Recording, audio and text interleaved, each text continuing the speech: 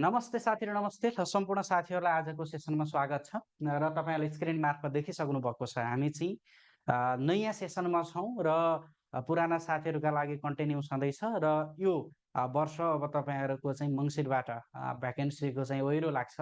अब भ्याकेन्सी नजिकै छ है, तपाईले त्यसरी बुझ्नु पर्यो र न्यू सेसनमा छौं र मैले तपाईहरुलाई चाहिँ नेपालको इतिहासबाट सुरु गरेँ र नेपालको इतिहासको भनेको चाहिँ पहिलो सेसन हो यो। नेपालको इतिहास पढ्दै गर्दाखेरि हामीले नेपालको इतिहासमा शासन गरेका विभिन्न वंशहरूको बारेमा, कालखण्डको बारेमा अध्ययन गर्छौँ। एकदमै विस्तृत रूपमा चाहिँ हामी पढ्छौँ। अब नेपालको इतिहास पढ्दै गर्दाखेरि सबैभन्दा सुरुमा तपाईँहरूले बुझ्नुपर्ने कुरा चाहिँ के हो भने साथीहरू, के हो त इतिहास भनेको? है, सबैभन्दा सुरुमा त्यो बुझ्नु पर्यो। इतिहास भनेको त्यस्तो विषय हो जुन हामी अध्ययन गर्छौँ, त्यसमा चाहिँ विभिन्न घटित घटनाहरू पर्छन् र घटित घटनाहरूको चाहिँ कालक्रम अनुसार हामी के गर्छौँ, वर्णन गर्छौँ भने सामान्य अर्थमा तपाईँहरूले इतिहास भनेर बुझ्ने। घटित घटनाहरूको कालक्रम अनुसारको वर्णन भनेको के हो? इतिहास हो। अब तपाईँलाई लाग्छ कि सबै घटित घटनाहरू इतिहास हुन् त भन्ने प्रसङ्गमा चाहिँ सबै घटित घटनाहरू भने फेरि इतिहास होइनन्। इतिहास घटित घटनाहरूको चाहिँ कालक्रम अनुसारको वर्णन हो भन्यौँ, तर ती घटनाहरू भनेको के हुनु पर्यो? विशिष्ट हुनु पर्यो, जुन चाहिँ प्राचीनदेखि एउटा नवीनतम तर्फसम्म मानव जातिसँग सम्बन्धित घटनाहरूको चाहिँ के गर्छ? वर्णन गर्छ। त्यही कुरालाई नै हामी के भन्छौँ? इतिहास भन्छौँ भन्ने कुरा बुझ्नु पर्यो है। इतिहास भनेको त्यो हो। अब इतिहास पढ्दै गर्दाखेरि तपाईँहरूले नछुटाउनै पर्ने नाम भनेको हेरोडोटस है। हेरोडोटस हेरोडोटस भनेको को हुन्? युनानी हुन्। उनी चाहिँ युनानी हुन् होइन, युनानी विज्ञ हुन् र अहिलेको चाहिँ हालको ग्रिस है, ग्रिसलाई पहिला युनानी भनिन्थ्यो, युनानी सभ्यता, ग्रिस सभ्यता होइन। युनानी भनेको चाहिँ हेरोडोटस। हेरोडोटस भनेको को हो भने इतिहासका पिता। इतिहासका पिता भनेर हामी हेरोडोटसलाई चिन्छौँ। र अर्को कुरा, तपाईँले नेपालको इतिहास सन्दर्भमा चाहिँ इतिहास नेपालको इतिहासको जिउँदो प्रमाण है, नेपालको इतिहासको जिउँदो प्रमाण भनेर हामी कसलाई चिन्छौँ? नेपालको इतिहासको जिउँदो प्रमाण। नेपालको इतिहासको जिउँदो प्रमाण भनेर कसलाई चिनिन्छ भनेर सोध्यो भने बाबुराम आचार्यलाई चिनिन्छ है। बाबुराम आचार्यलाई चाहिँ हामी के भन्छौँ? नेपालको इतिहासको जिउँदो प्रमाण भनेर भन्छौँ। र बाबुराम आचार्य भनेको को? इतिहास शिरोमणि। यिनको उपनाम भनेको के हो त? इतिहास शिरोमणि। इतिहास शिरोमणि बाबुराम आचार्य भनेको चाहिँ नेपालको इतिहासको जिउँदो प्रमाण भनेर भन्छौँ, किनकि यिनले नेपालको इतिहास सन्दर्भमा चाहिँ विभिन्न लेख रचना मार्फत होइन हामीले चाहिँ इतिहास जान्ने मौका पाएका छौँ, बुझ्ने मौका पाएका छौँ, अध्ययन गर्ने मौका पाएका छौँ। यो कुरा बुझ्नु पर्यो। र इतिहासलाई चाहिँ अर्को के पनि भनिन्छ भने साथीहरू, पञ्चम वेद भनेर भन्छ है। वेद कतिवटा हुन्छन्? 4वटा हुन्छन्। तर इतिहास भनेको के हो त? पञ्चम वेद हो है। यो कुरा बुझ्नु। मैले इतिहासको बारेमा थोरै भने र आजको सेसन चाहिँ किन पनि इम्पोर्टेन्ट हुनेवाला छ भने साथीहरू, आज चाहिँ मैले तपाईँहरूलाई चाहिँ कोर्स अगाडि बढाउँदिनँ, तर नेपालको इतिहासमा हामीले के कुराहरूको अध्ययन गर्छौँ र कन्सेप्ट चाहिँ एकदमै तपाईँहरूले चाहिँ आज क्लियर हुने। योभन्दा पछाडि नेपालको इतिहास एकदमै लामो टपिक हो। हामी धेरै दिन लगाएर नेपालको इतिहासको बारेमा छलफल गर्छौँ, त्यसलाई चाहिँ चिरफार गर्छौँ। र आज पहिलो दिनको क्लासमा चाहिँ नेपालको इतिहास पढ्दै गर्दाखेरि के कुराहरू हामी पढ्छौँ त, अध्ययन गर्छौँ त, कुन कालखण्ड भन्दा पछाडि के भयो त भन्ने बेसिक कन्सेप्ट है, त्यो कुरा चाहिँ हामी आज पढ्छौँ। अक्षर चिन्हका लागि, शब्द लेख्नका लागि सबैभन्दा सुरुमा के गर्नुपर्छ? अक्षर चिन्नुपर्छ। त्यस्तै गरेर नेपालको इतिहास बारेमा हामीले चाहिँ चिरफार गरेर अध्ययन गर्ने नै छौँ रेगुलर क्लासमा। आज चाहिँ हामी के गर्छौँ? नेपालको इतिहासको बारेमा के कुराहरू पढ्नुपर्छ त, नेपालको इतिहासको चाहिँ बेसिक कुराहरू के हो त, कन्टेन्ट के हो त, त्यो कुरा चाहिँ मैले तपाईँहरूलाई मजाले सहजीकरण गर्छु है। ल अब सुरु गरौँ साथीहरू। नेपालको इतिहास पढ्दै गर्दाखेरि अब तपाईँहरूलाई चाहिँ मैले केबाट सुरु गरेँ भने नेपालको उत्पत्ति कसरी भयो है। अब सुन्नुहोस्, यो नेपालको उत्पत्ति कसरी भयो भन्ने सन्दर्भमा चाहिँ विभिन्न किंवदन्तीहरू छन्। अब सबैभन्दा सुरुमा नेपालको इतिहास पढ्दै गर्दाखेरि उत्पत्ति कसरी भयो त, त्यो कुरा बुझ्नु पर्यो। अब विभिन्न किंवदन्ती अनुसार चाहिँ कतिपयहरूले चाहिँ के भन्छन् भने यो नेपाल भनेको चाहिँ साथीले के बुझ्नु पर्यो भने फेरि नेपाल भनेको नेपाल उपत्यका है। नेपाल भनेको चाहिँ नेपाल उपत्यका। पहिला यो चाहिँ काठमाडौँ उपत्यकालाई चाहिँ के भनिन्थ्यो? नेपाल उपत्यका भनिन्थ्यो, नेपाल उपत्यका। यो काठमाडौँको नेपाल उपत्यकालाई मात्र नेपाल भनिन्थ्यो। अहिले नेपाल भनेको चाहिँ समग्र देश भयो, एउटा देशको नाम नेपाल भयो। र पहिला चाहिँ प्राचीन समयमा चाहिँ के भनिन्थ्यो, यो चाहिँ काठमाडौँ उपत्यका, काठमाडौँ उपत्यकालाई नेपाल उपत्यका भनिन्थ्यो। र त्यो नेपाल उपत्यकालाई मात्रै के भनिन्थ्यो, नेपाल भनेर चिनिन्थ्यो। विशेष गरी तिब्बतीहरूले अन्य सन्दर्भमा चाहिँ नेपाल भनेको के थियो त, नेपाल उपत्यका नेपाल थियो। अब यसमा विभिन्न किंवदन्तीहरू छन्, विभिन्न विज्ञहरूले अथवा विभिन्न अभिलेखहरूमा चाहिँ विभिन्न कुराहरू छन्। र यो किंवदन्ती अनुसार चाहिँ कतै कतै के उल्लेख गरिन्छ भने यो नेपाल उपत्यका भनेको चाहिँ एउटा एकदमै अत्याधिक चिसो थियो, वरपर चाहिँ यो बिचमा खोज भएको अथवा खाल्डो भएको र वरपर डाँडाले छेकेको, त्यसलाई हामी के भन्छौँ, उपत्यका थियो। र अत्याधिक चिसोका कारणले गर्दा के भयो, त्यहाँ चाहिँ जम्यो है, अत्याधिक कारणले गर्दा हिउँ जम्यो। र त्यो पछि हिउँ पग्लेर चाहिँ के बन्यो त, पानी बन्यो। र त्यो पछि पानीबाट चाहिँ नेपाल उपत्यका भनेको त पहिला तालै ताल थियो, र त्यसरी चाहिँ नेपाल उपत्यकाको विकास भयो भन्ने किंवदन्ती छ। र वैज्ञानिकलाई चाहिँ अलिकति मान्ने अथवा वैज्ञानिकलाई चाहिँ अलिकति बुझ्ने, विज्ञानलाई बुझ्नेहरूले चाहिँ के भन्छन् भने यो प्राचीनहरू यस्तै हो, यो सबै किंवदन्ती हुन्। यो चाहिँ नेपाल उपत्यकाको पानी भनेको भूकम्प आयो, र भूकम्प आइसकेपछि चोभारको डाँडाबाट चाहिँ के भयो त, पानी निस्कियो र बस्न योग्य बनाइयो भन्ने कुरा चाहिँ वैज्ञानिक दृष्टिकोणबाट त्यसरी हेरिन्छ। र धेरै जसो ठाउँमा होइन, बुकहरूमा धेरै जसो ठाउँमा चाहिँ के भनिन्छ भने यो नेपाल उपत्यकामा एउटा दह थियो होइन, ताल थियो, त्यसलाई चाहिँ हामी के भन्छौँ साथीहरू, नागदह भन्छौँ। यो भनेको चाहिँ एआई फोटो हो ल, एआई फोटो मैले तपाईँहरूलाई यो बुझाउनका लागि। यो बिचको भनेको चाहिँ नागदह, एउटा चाहिँ नेपाल उपत्यकाको बिचमा नागदह थियो। र यो नागदह बिचमा भइसकेपछि प्राचीन कालमा एउटा चाहिँ विपस्पी बुद्ध भन्ने है, यो विपस्पी बुद्ध भन्ने कुरा चाहिँ समग्रमा तपाईँले के बुझ्नु पर्यो भने विपस्पी बुद्ध भनेको तिब्बतबाट आएका धर्म, हिन्दू धर्म भन्ने कुरा बुझ्नु पर्यो है, धर्मावलम्बी। र विपस्पी बुद्ध नेपाल आए र नेपाल उपत्यकामा त अब के छ, वरपर पुरै पानी छ, नागदहले पुरै वरपर पानीले घेरेको छ। अब प्रवेश गर्न नसकिसकेपछि उनले चाहिँ डाँडामा गएर है, डाँडा यो चाहिँ पर्वतमा गएर तपस्या गरे। यसलाई चाहिँ यो माथिको डाँडा, यसलाई चाहिँ नागार्जुन पर्वत भनिन्थ्यो है।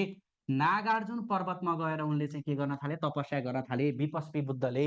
किन, उपत्यका त पानीले नै घेरेको छ, त्यस कारणले गर्दा नागार्जुन पर्वतमा गएर तपस्या गर्न थाले। मैले तपाईँलाई नेपालको उत्पत्ति चाहिँ कसरी भयो भन्ने प्रसङ्ग जोडिरहेको छु है, विभिन्न किंवदन्ती अनुसार। र नागार्जुन पर्वतमा गएर तपस्या गर्न थाले। र तपस्या गरिसकेपछि चैत पूर्णिमाको दिनको अवसर पारेर है, चैत पूर्णिमाको दिनको अवसर पारेर यी विपस्पी बुद्धले चाहिँ के गरे भने नागदहमा एउटा कमलको बिउ राखे है, कमलको फुलको बिउ रोपे है, कहिले, चैत पूर्णिमाको अवसर पारेर। र तपस्यामा रहेका विपस्पी बुद्धले जुन कमलको बिउ रोपेका थियो नागदहमा, र यो कमलको बिउबाट चाहिँ के भयो त, कमलको फुल चाहिँ उत्पत्ति भयो। र त्यो कमलको फुल सामान्य थिएन, त्यो कमलको फुल भनेको चाहिँ त्यो कमलको फुलमाथि एउटा चाहिँ ज्योति फेला पर्यो है, कमलको फुलमाथि ज्योति फेला पर्यो। र कमलको फुलको ज्योति भनेको चाहिँ पछि के भयो त, स्वयम्भूनाथको ज्योति फेला पर्यो भन्ने चाहिँ भयो। र यो ज्योतिबाट चाहिँ पछि के भयो त, स्वयम्भूनाथको स्थापना गरियो। अब हेर्नुहोस् त, स्वयम्भूनाथ भनेको चाहिँ के हो त, नेपालको सबैभन्दा पुरानो मन्दिर, नेपालको सबैभन्दा चाहिँ पहिलो मन्दिर भनेको चाहिँ स्वयम्भूनाथ। र स्वयम्भूनाथको उत्पत्ति कहाँबाट भएको थियो, अस्ति कुनै इक्जाममा सोधेको थियो, कमलको फुलबाट। कमलको फुलमा ज्योति फेला पर्यो र त्यो ज्योति स्वयम्भूनाथको ज्योतिलाई चाहिँ छोपी के भयो त, स्वयम्भूनाथको स्थापना गरियो। अब स्वयम्भूनाथको स्थापना भनेको नेपाल को उत्पत्तिसँगै, नेपाल उपत्यकाको उत्पत्तिसँगै भएको रहेछ होइन। र योबाट स्वयम्भूनाथको स्थापना भइसकेपछि यो नागदहको बिचमा अब के भयो, स्वयम्भूनाथको स्थापना भयो। र विभिन्न बौद्ध धर्मावलम्बीहरू चाहिँ यसको चाहिँ दर्शन गर्न नेपाल आए। अब तिब्बतहरूबाट अन्यत्रबाट चाहिँ नेपाल दर्शन गर्न आए। त्यो क्रममा चाहिँ एउटा पात्र आइन्, त्यो नाम थियो मञ्जुश्री है, तिब्बतबाट चाहिँ मञ्जुश्री नामको पात्र नेपाल आए। र मञ्जुश्री पात्र नेपाल आइसकेपछि यो जुन स्वयम्भूनाथको दर्शन गर्ने भन्ने सन्दर्भमा अब चाहिँ वरपर त के थियो, नागदह, पानी नै पानी थियो। र त्यसपछि चाहिँ मञ्जुश्रीले चाहिँ कहाँ गइन्, चोभारको डाँडोमा गइन्। र चोभारको डाँडोमा गएर आफ्नो चक्र तीर्थ प्रहार गरिन् र उपत्यकाको पानी अथवा चाहिँ नेपाल उपत्यकाको पानी के भयो त बगेर गयो र नेपाल उपत्यकालाई चाहिँ बस्न योग्य बनायो र यसरी नेपाल उपत्यकाको विकास भइसकेपछि नेपालको विकास भएको थियो भन्ने मानिन्छ।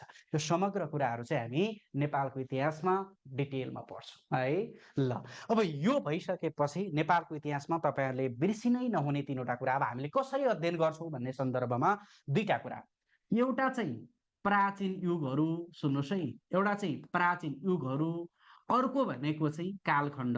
राम्रोसँग बुझ्नु पर्यो। नेपालको इतिहासलाई हामी दुईवटा तरिकाबाट हेर्छौँ, एउटा प्राचीन युगको बारेमा, अर्को भनेको कालखण्डको बारेमा।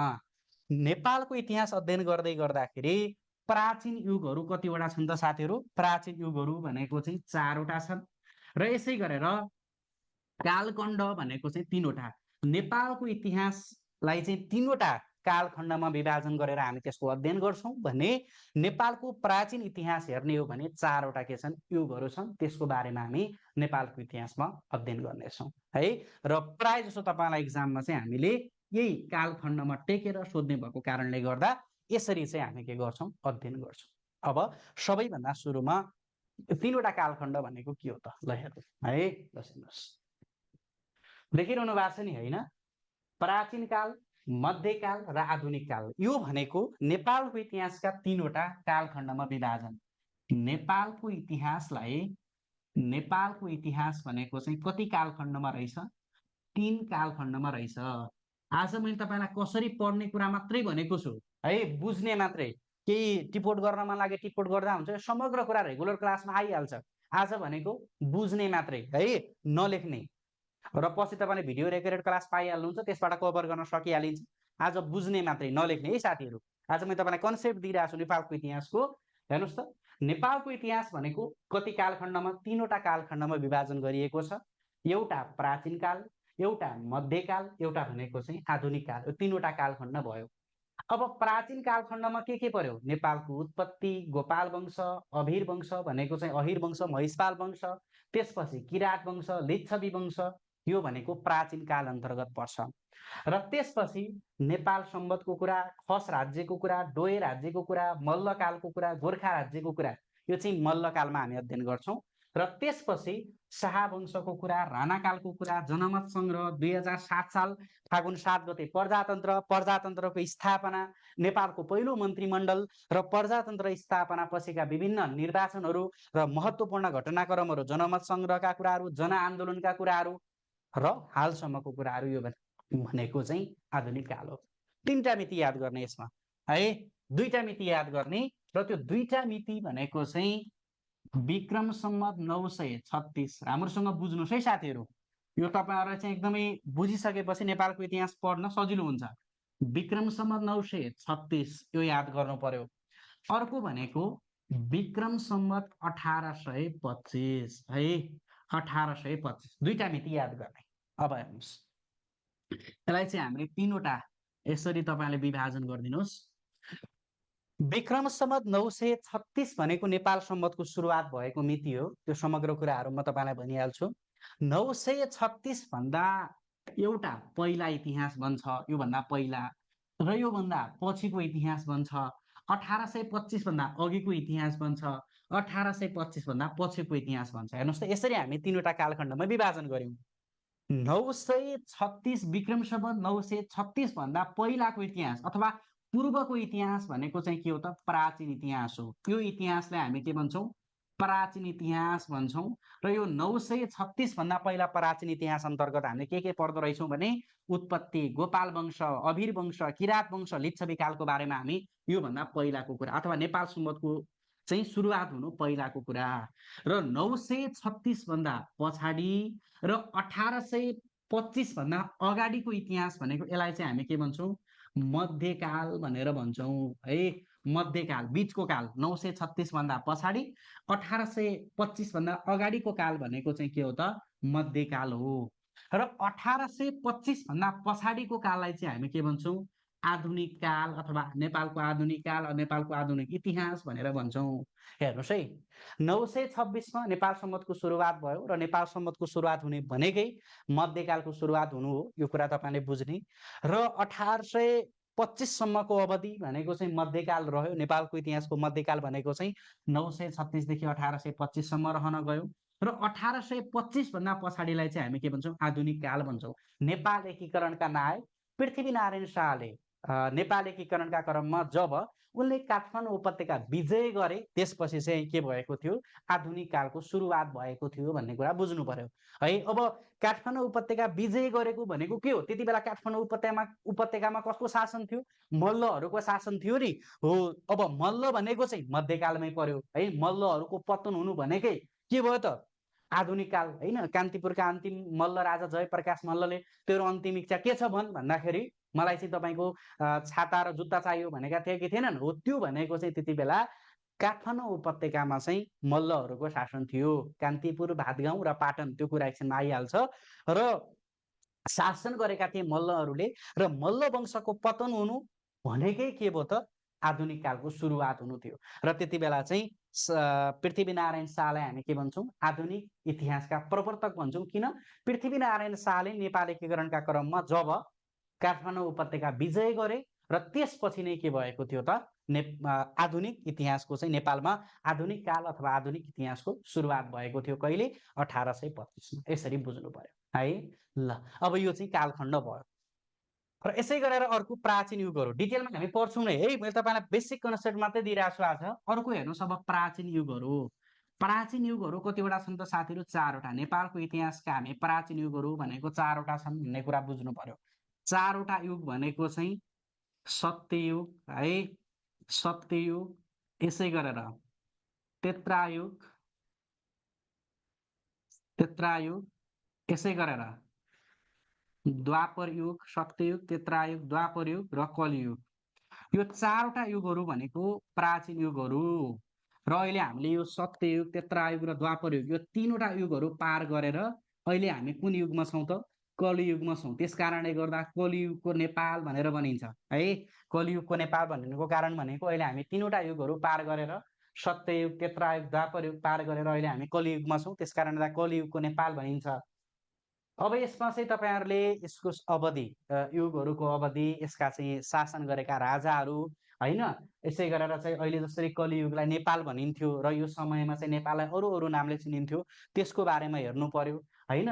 र अब यो कुराहरू हामी अध्ययन गरि नै हाल्छौँ। र त्यसपछि कलियुगको नेपाल सन्दर्भमा चाहिँ यो कलियुगको अन्त्यसँग 2वटा कुरा, मैले 2वटा किंवदन्तीहरू जोडेँ। एउटा भनेको चाहिँ विष्णुको अवतार है। एउटा चाहिँ विष्णुको अवतारको बारेमा हामीले यसमा अध्ययन गर्नुपर्छ, विष्णुको अवतार। अर्को भनेको चाहिँ नेपालको सबैभन्दा पुरानो मूर्ति भनेको के हो त? पशुपति प्राङ्गणमा रहेको विरूपाक्षको मूर्ति है। विरूपाक्षको मूर्तिलाई पनि कलियुगसँग जोडिएको छ। अब विष्णुको अवतार भनेको चाहिँ कतिवटा छन् त? 10वटा अवतार छन्। अन्य थुप्रै अवतार भए पनि प्रमुख अवतार 10वटा मानिन्छन्। 9 अवतार भनेको बुद्ध, बुद्ध भनेको 9 अवतार हो। अबको 10औं अवतार भनेको के हो त? विष्णुको 10औं अवतार भनेको कल्की। कल्की भनेको घोडा है। कल्की भनेको घोडा के नामको? देवदत्त नामको। यहाँ तपाईँलाई फिगरमा देखाएको छ। विष्णु चाहिँ आफ्नो कल्की अवतार होइन। यसै गरेर चाहिँ घोडा अथवा देवदत्त नामक घोडा, देवदत्त नामक कल्की अवतार भनेको चाहिँ यो विष्णुको 10औं अवतार मानिन्छ। र जब विष्णुको 10औं अवतारका रूपमा जब विष्णु चाहिँ यो पृथ्वी लोकमा प्रवेश गर्छन् र तब चाहिँ पृथ्वीको नै अन्त्य हुन्छ, कलियुगको अन्त्य हुन्छ भन्ने कुरा चाहिँ प्रसङ्ग जोडिएको छ। यो चाहिँ विष्णुको अवतारबाट हामीले यसरी हिन्दू धर्म ग्रन्थहरूमा यसरी उल्लेख गरिएको छ भने विरूपाक्षी भनेको के हो? नेपालको सबैभन्दा पुरानो मूर्ति जुन किराँत कालमा बनेको थियो, सबैभन्दा पुरानो मूर्ति पशुपति प्राङ्गणमा छ। सबैभन्दा पुरानो मूर्ति भनेको नेपालको विरूपाक्षको मूर्ति हो। विरूपाक्षको मूर्ति देख्नु भएको छ भने पशुपति प्राङ्गणमा गएर कस्तो छ भने यसरी, यो आधा मात्रै छ है। यो मूर्ति भनेको चाहिँ अरू मूर्तिहरू पुरा हुन्छन्, तर विरूपाक्षको मूर्ति भनेको यो चाहिँ सतह भयो। र यसरी चाहिँ यो आधा मात्रै छ, आधा शरीर मात्रै छ। र आधा शरीर भनेको चाहिँ तल छ भन्ने छ। र यो विरूपाक्ष जब पूर्ण रूपमा चाहिँ उनी निस्कन्छन् अथवा यो मूर्ति पूर्ण रूपमा निस्कन्छ र तब चाहिँ कलियुगको अन्त्य हुन्छ भन्ने कुरा चाहिँ रहेको छ। र त्यसपछि अब कलियुगको अन्त्यपछि पुनः चाहिँ फेरि सत्ययुगको सुरुवात हुन्छ भन्ने कुराहरू विभिन्न प्रसङ्गमा जोडिएका छन्। यो कुराहरू हामी यसमा छलफल गर्छौँ है। र अब कलियुग भनेको चाहिँ नराम्रो नराम्रो जति पनि नराम्रो कामहरू हुने युग, पापै पाप, अधर्मै अधर्म होइन, यो भनेको चाहिँ हिंसै हिंसा भनेको कलियुगमा हो है। कलियुग भनेको त्यही हो। कलियुगको भनेको चाहिँ यहाँ चाहिँ नराम्रै नराम्रो काम हुन्छ, हिंसै हिंसा हुन्छ, पापै पाप हुन्छ। फेरि एउटा कुरा के छ भने जहाँ पाप हुन्छ त्यहाँ धेरै चाहिँ धर्म हुन्छ भनिन्छ नि। जस्तै हामी कुनै पनि प्रसङ्गमा है हामीले गरिरहेका कुनै पनि प्रसङ्गमा हामीले चाहिँ भगवान जोड्छौँ होइन। यो भएन भगवानले भएन, यो भयो भगवानले भयो होइन, यो भयो भगवानकै कारणले हो, यो भएन भगवानकै कारणले गर्दा। के हो भने त्यो भनेको जहाँ धेरै पाप हुन्छ त्यहाँ धेरै चाहिँ धर्म हुन्छ। त्यस कारणले गर्दा हामी धर्म पनि मान्छौँ होइन। त्यो भनेको समग्र कुराहरू चाहिँ यो 4वटा युगहरूमा छलफल गर्ने नै छौँ है। ल अब यसपछि हेर्नुहोस् नेपालमा शासन गरेका विभिन्न वंशहरू भयो। अब इतिहास पढ्दै गर्दाखेरि हामीले यो नेपालमा शासन गरेका विभिन्न वंशहरूको बारेमा, तिनीहरूका प्रथम राजा, अन्तिम राजा, तिनीहरूले शासन गरेको ठाउँ होइन, र विभिन्न वंशहरूको चाहिँ कतिले शासन गरे, कति वर्ष शासन गरे, र विभिन्न वंशका प्रमुख राजाहरूले विभिन्न योगदान गरेर गएका छन्, तिनीहरूले गरेका कामहरूको बारेमा पढ्छौँ। अब यो नेपालमा शासन गरेका चाहिँ विभिन्न वंशहरूलाई तपाईँहरूलाई चाहिँ कसरी सम्झिने भने जियाम कौशिलामिस भनेर सम्झिनुहोस्। ल मैले बारम्बार तपाईँलाई भनिरहेको छु, जियाम कौशिलामिस भनेर सम्झिनुहोस्। यो जियाम कौशिलामिस भनेको चाहिँ जीबाट गोपाल वंश, नेपालमा शासन गरेको पहिलो वंश गोपाल वंश है जी। अनि याम भनेको महिषपाल वंश है, याम भनेको चाहिँ महिषपाल वंश जियाम। र त्यसपछि जियाम पछि कबाट किराँतकाल होइन, किराँतकाल यो बुझ्नु पर्यो। र त्यसपछि स भनेको सोमवंश है, सोमवंश।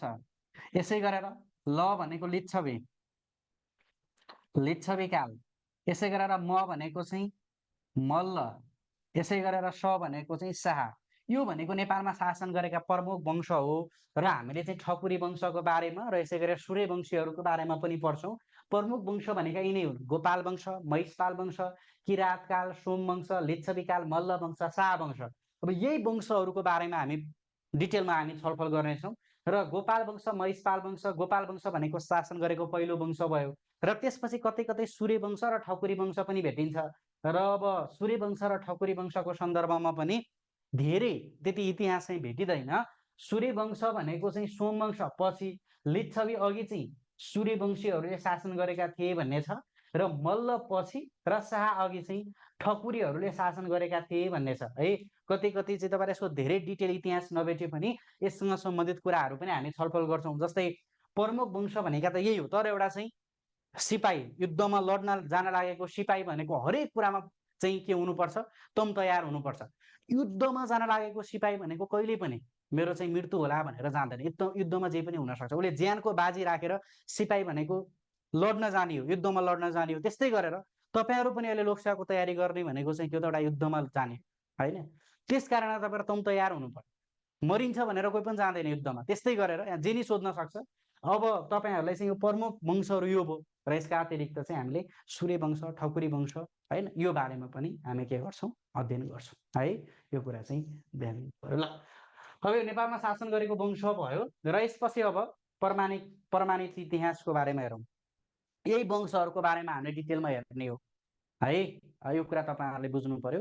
अब नेपालको प्रमाणिक इतिहास भनेको छ, यसमा तपाईँले दुईटा कुरा, एउटा भनेको चाहिँ लिच्छवी काल बुझ्नु पर्यो है, लिच्छवी काल बुझ्नु पर्यो। अर्को भनेको चाहिँ मानदेव भनेर बुझ्नु पर्यो। हामी लिच्छवी काललाई चाहिँ के भन्छौँ भने स्वर्णकाल भनेर भन्छौँ। नेपालको इतिहासको लिच्छवी काल अथवा लिच्छवी वंशलाई चाहिँ हामी के भन्छौँ, स्वर्णयुग भनेर भन्छौँ। र मानदेव भनेको चाहिँ के हो त, प्रमाणिक राजा भनेर हामी कसलाई चिन्छौँ त, प्रमाणिक राजा भनेर हामी कसलाई चिन्छौँ, मानदेवलाई चिन्छौँ। अब सुन्नुहोस्, प्रमाणिक राजा भनेर मानदेवलाई किन चिनिन्छ, लिच्छवी काललाई किन स्वर्णयुग भनिन्छ भने तपाईँले दुईटा मिति याद गर्नु पर्यो। एउटा भनेको चाहिँ सन् 464 होइन, र यसलाई चाहिँ विक्रम सम्वत भनेको 521 है, विक्रम सम्वत 521 र सन् 464 मा चाँगु अभिलेख है, चाँगु अभिलेख। यो चाँगु अभिलेख भनेको चाहिँ 521 विक्रम सम्वत 521 र यसै गरेर सन् 464 मा चाहिँ स्थापना गरिएको चाँगु अभिलेख भनेको चाहिँ नेपालको इतिहासको पहिलो प्रमाणित अभिलेख भनेको चाहिँ यो हो, शिलालेख चाँगु अभिलेख, चाँगु शिलालेख। र यो भनेको चाहिँ कसको पालामा त मानदेवको पालामा चाहिँ स्थापना गरिएको थियो। पहिलो शिलालेखको स्थापना मानदेवको पालामा भयो र यो चाहिँ मानदेव भनेको चाहिँ धर्माकरका छोरा मानदेव होइन, लिच्छवी राजा धर्माकरका छोरा मानदेव र मानदेवभन्दा अगाडिको चाहिँ 3वटा पुस्ताहरूको बारेमा उल्लेख गरेको कारणले गर्दा यो चाँगु अभिलेखको चाहिँ स्थापना भयो सन् 464 र यसपछि चाहिँ नेपालको इतिहास के भयो त एउटा प्रमाणित भयो, एउटा चाहिँ प्रमाण दिने आधार बन्यो र त्योभन्दा पछाडिको इतिहास भनेको चाहिँ के भयो त प्रमाणित भयो, स्पष्ट भयो, भरपर्दो भयो। त्यस कारणले गर्दा हामी चाहिँ मानदेवलाई के भन्छौँ प्रमाणिक राजा भन्छौँ र लिच्छवी काललाई चाहिँ स्वर्णकाल भन्छौँ। एउटा कुरा तपाईँले याद गर्नु पर्यो, अब मानदेव र लिच्छवी कालभन्दा पछाडिका इतिहास भनेको स्पष्ट छन्, भरपर्दो छन्।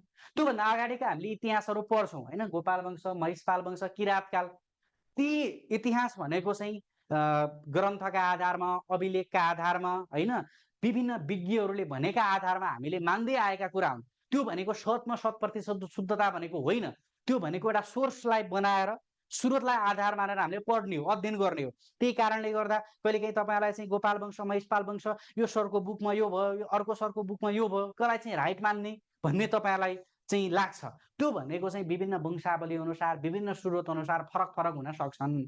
यो चाहिँ मानदेवभन्दा पछाडिको इतिहास मात्रै प्रमाणिक इतिहास हो है। मानदेवभन्दा राजा लिच्छवी राजा मानदेवभन्दा पछाडिको इतिहास भनेको के छ, स्पष्ट छ, भरपर्दो छ होइन, बुझ्न सजिलो छ। त्यस कारणले गर्दा हामी यो इतिहासलाई चाहिँ हामी के भन्छौँ प्रमाणिक राजा भनेर चाहिँ हामी मानदेवलाई भन्छौँ होइन, र लिच्छवी काललाई स्वर्णयुग भनेर भन्छौँ र प्रमाणिक इतिहास सन्दर्भ पनि यही हो। योभन्दा अगाडिका इतिहासहरू भनेको चाहिँ भरपर्दो छैनन्, त्यो मान्दै आएका कुराहरू हुन्। त्यसरी चाहिँ तपाईँहरूले बुझ्नु पर्यो है। र प्रमाणिक राजा किन भनिएको हो त, प्रमाणिक इतिहास किन भनिएको हो सन्दर्भमा चाहिँ तपाईँहरूले यति बुझ्दा हुन्छ है त। ल अरू कुराहरू हामी हेरिहाल्छौँ। ल अब त्यसपछि गोपाल वंश, मैले समग्र सबै वंशको एक एक गरेर तपाईँलाई भने, यो डिटेलमा हामी पढ्छौँ नै। अब अहिले चाहिँ मैले तपाईँलाई कसरी पढ्ने भन्ने मात्रै सिकाइरहेको छु है। अब हेर्नुहोस् गोपाल वंश, गोपाल वंशमा 2वटा नामहरू छुटाउन भएन है। एउटा भनेको चाहिँ भुक्तमान, भुक्तमानलाई चाहिँ भूमिगुप्त पनि भन्छ है, भुक्तमानलाई चाहिँ भूमिगुप्त पनि भन्छ। अनि अर्को भनेको चाहिँ यक्षगुप्त है, यक्षगुप्त। भुक्तमान भनेको चाहिँ गोपाल वंशी पहिलो राजा अथवा संस्थापक राजा हुन् है, पहिलो राजा हुन्। यसै गरेर यक्षगुप्त भनेको चाहिँ अन्तिम राजा हुन्। गोपाल वंशको अन्तिम राजा भनेको त यक्षगुप्त हो। अब टेकुको दोभानमा होइन तपस्या गरेर बसेका नेमुनि, मुनि भनेको ऋषि, ने ऋषिहरूले भुक्तमानलाई के गराए, राजा गराइदिए है। कसले गराए, नेमुनिहरूले राजा बनाइदिए तपस्या गरेर बसेका टेकुमा। र भुक्तमानलाई राजा बनाइसकेपछि नेपालमा के भयो त गोपाल वंशको सुरुवात भयो र नेपालमा शासन गर्ने पहिलो वंश भनेर को वंश बन्यो त, गोपाल वंश बन्यो। र गोपाल वंशका पहिला राजा भनेको भुक्तमान, भुक्तमान भनेको उनको नाम, र पछि राजकीय पद दिएर गुप्त बनाइयो। यिनीहरू चाहिँ गुप्तसँग सम्बन्धित भएको कारणले गर्दा भूमिगुप्त, भुक्तमान र भूमिगुप्त भनेको एउटै नाम हो है। फेरि तपाईँले यो नजुक्किने, भुक्तमान अप्सनमा दिन पनि सक्छ, भूमिगुप्त पनि दिन सक्छ, फेरि एउटै हो है। फेरि त्यो फेरि भूमिगुप्त र भुक्तमान दुइटै दिँदैन, यो उनकै नाम हो। र त्यो चाहिँ के भयो, पहिलो राजा भने गोपाल वंशी पहिलो राजा, र नेपालमा शासन गरेको पहिलो वंश भनेको चाहिँ गोपाल वंशी बन्यो। र यसरी चाहिँ 8 जना राजाहरूले शासन गरे। र अब गोपाल वंशले शासन गरिसकेपछि अन्तिम राजा, 8औं राजा भनेको यक्षगुप्त है। यक्षगुप्त भनेको गोपाल वंशी अन्तिम राजा। र यक्षगुप्त निसन्तान भइसकेपछि, निसन्तान भनेको सन्तान नहुनु, निसन्तान भयो। अब यसै गरेर राजकीय पद त अगाडि बढाउनु पर्यो। यक्षगुप्त चाहिँ निसन्तान भइसकेपछि के भयो त, गोपाल वंशको अन्त्य भयो। र गोपाल वंशपछि चाहिँ कसले शासन गर्यो त, महिषपाल वंशले शासन गर्यो, नेपालमा शासन गरेको। अब यो गोपाल वंश र महिषपाल वंश भनेको चाहिँ समानान्तर कालमा शासन गरेका थिए भन्ने कुरा छ होइन, एउटै समयमा शासन गरेका थिए भन्ने छ। तर क्रम अनुसार हेर्ने हो भने हामी गोपाल वंशभन्दा पछाडि चाहिँ महिषपाल वंश। अब यो अभिर वंश, अहिर वंश, यिनीहरूलाई चाहिँ हामी भैँसी पालक भएको कारणले गर्दा भैँसी पालक है। यो भैँसी पालक भनेको फेरि अहिरहरूलाई भैँसी पालक, यो बुझ्ने। गोपाल भनेको गाई पालक है, गोपाल वंशी भनेको चाहिँ गाई पालक थिए है, गोपाल वंशी भनेको चाहिँ गाई पालक थिए।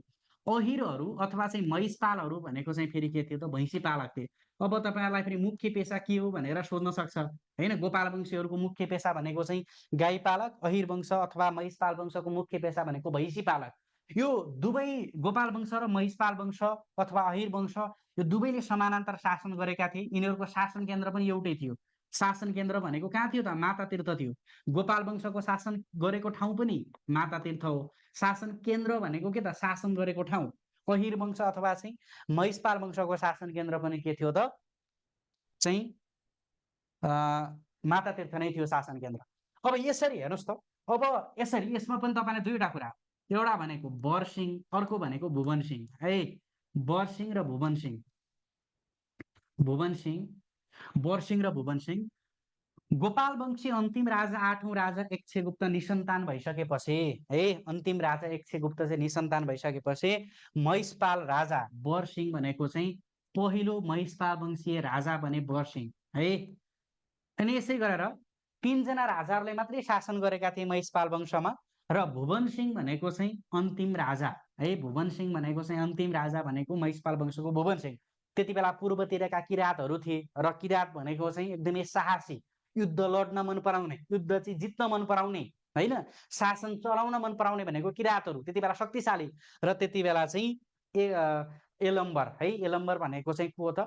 किराँतको संस्थापक राजा यलम्बर चाहिँ काठमाडौँ उपत्यकामा आएर शासन गर्ने उनलाई चाहिँ मन आयो, र किराँतीहरू चाहिँ पूर्वबाट काठमाडौँ उपत्यकामा प्रवेश गरे र भुवन सिंहलाई हराएर है युद्धमा पराजित गरेर चाहिँ के भयो त? भुवन सिंहलाई चाहिँ युद्धमा पराजित गरेर यलम्बर भनेको चाहिँ किराँती राजा बने, र नेपालमा चाहिँ किराँत शासन सुरु भयो। र किराँती राजा पहिलो राजा भनेको को त? यलम्बर हो है। यसरी बुझ्नु पर्यो। र यसपछि अब कसको शासन भयो त? किराँत वंशको शासन भयो। अब किराँत वंशमा पनि हामीले विभिन्न कुराहरू छ। किराँत काल, किराँत वंश भनेको के हो? नेपालको हिस्ट्रीमा चाहिँ सबैभन्दा धेरै अवधि शासन गरेको वंश भनेको चाहिँ के हो त? किराँत काल हो। यसरी चाहिँ विभिन्न राजाहरू छन् होइन, यलम्बर, हुमती, जितेदास्त, स्थुको होइन। यो मैले क्रम तपाईँहरूलाई चाहिँ सरल लेखाएँ। यलम्बर, यसै गरेर हुमती, यसै गरेर जितेदास्ती, यसको बारेमा पढ्नुपर्छ हामी, जितेदास्ती है। यसै गरेर स्थुङको, पटुको होइन, यसै गरेर चाहिँ गस्ती, यो भनेका चाहिँ के हुन् त? प्रमुख किराँती राजा हुन्। यलम्बर भनेको संस्थापक राजा, संस्थापक भनेको प्रमुख के अरे पहिलो है। किराँतकालको पहिलो राजा भनेको यलम्बर बने। यसै गरेर एकदमै वीर, ज्यादै वीर मानिन्छन् यलम्बर होइन। अनि गस्ती भनेको चाहिँ 29औं राजा, अन्तिम राजा है। 29औं अथवा चाहिँ अन्तिम राजा चाहिँ गस्तीलाई युद्धमा पराजित गरेर वैशालीबाट आएका लिच्छवीहरूले चाहिँ के गरेका थिए? शासन आफ्नो हातमा लिएका थिए भन्ने कुरा छ होइन। गस्तीलाई पराजित गरे है। यो कुरा चाहिँ किराँतकाल। अब हामीले चाहिँ यो किराँतकालमा यलम्बर, हुमती, जितेदास्ती, स्थुङको, पटुको, यिनीहरूको बारेको योगदान, यिनीहरूसँग सम्बन्धित कुराहरू चाहिँ हामी छलफल गर्ने नै छौँ। र त्यसपछि अब किराँतकालपछि हामी लिच्छवी कालको अध्ययन गर्छौँ है। हेर्नुहोस् है, अब किराँतकालपछि लिच्छवी कालको अध्ययन गर्छौँ। अब लिच्छवी कालको सन्दर्भमा तपाईँले दुईटा कुरा ध्यान दिने है त। लिच्छवी र मल्ल दुवै शरणार्थी हुन् साथीहरू। लिच्छवीहरू पनि शरणार्थी हुन्, मल्लहरू पनि शरणार्थी हुन्। यो दुवै शरणार्थी हो। लिच्छवी भनेको चाहिँ भारतको वैशालीबाट शरणार्थीका रूपमा नेपालमा प्रवेश गरेका थिए र गस्तीलाई हराएर चाहिँ के गरे? शासन सुरु गरे भन्ने छ राइट वंशावली अनुसार। र मल्ल वंश भनेको चाहिँ कुशीनगर, भारतको कुशीनगरबाट शरणार्थीका रूपमा नेपाल उपत्यका प्रवेश गरेका थिए। शरणार्थी है, शरणार्थी, दुवै शरणार्थी हो। लिच्छवीहरू चाहिँ वैशालीबाट आएका थिए, वैशालीबाट आएका थिए र विशेष गरेर चाहिँ हामी लिच्छवीलाई सूर्यवंशी पनि भन्छौँ। अयोध्याका राजा होइन, अयोध्याका राजा सूर्यवंशी राजा दशरथका 8औं पुस्तामा एउटा लिच्छवी नामका राजा थिए, र त्यहीबाट चाहिँ लिच्छवी कालको विकास भएको हो। सूर्यवंशी र लिच्छवी कालको भनेको समानान्तर चाहिँ शासन थियो भन्ने कुरा छ। सूर्यवंशीहरू नै लिच्छवी वंशी भएका हुन् भन्ने कुरा पनि गरेको छ। र विशेष गरेर चाहिँ यो गोपाल वंशावलीलाई हेर्ने हो भने चाहिँ त्यो कुरा छ। र राइट वंशावलीले चाहिँ के भनेको छ भने किराँत राजा गस्ती, गस्ती भनेको 29औं राजा, अन्तिम राजा गस्तीलाई चाहिँ पराजित गरेर वैशालीबाट शरणार्थीका रूपमा नेपाल उपत्यका प्रवेश गरेका शरणार्थीहरूले अथवा लिच्छवीहरूलाई शासन पलाउने अथवा चाहिँ शासन गर्ने एउटा चाहिँ जोस आयो अथवा शासन गर्ने एउटा मन आयो, र त्यसपछि गस्तीलाई पराजित गरेर कमजोर भएको किराँतको फाइदा उठाएर लिच्छवीले चाहिँ के गरेको थियो? शासन सुरुवात गरेको थियो भन्ने पाइन्छ। र मल्लहरू भनेको चाहिँ फेरि कहाँबाट आएका थिए त? कुशीनगरबाट आएका थिए भन्ने कुरा यसरी तपाईँहरूले चाहिँ बुझ्नु पर्यो है। ल, यो चाहिँ यो सम्मको अवधि भनेको चाहिँ के भयो त साथीहरू? प्राचीन इतिहास। यो सबै अहिले मैले तपाईँलाई जति पनि भने यो सबै भनेको प्राचीन इतिहास हो, 936 भन्दा पहिलेका कुरा। र यसपछि अब के भयो त, प्राचीन इतिहास सकियो र अब हाम्रो चाहिँ के भयो त, मध्यकालको सुरुवात भयो है। अब मध्यकाललाई हामी मल्लकाल पनि भन्छौँ, विखण्डन काल पनि भन्छौँ।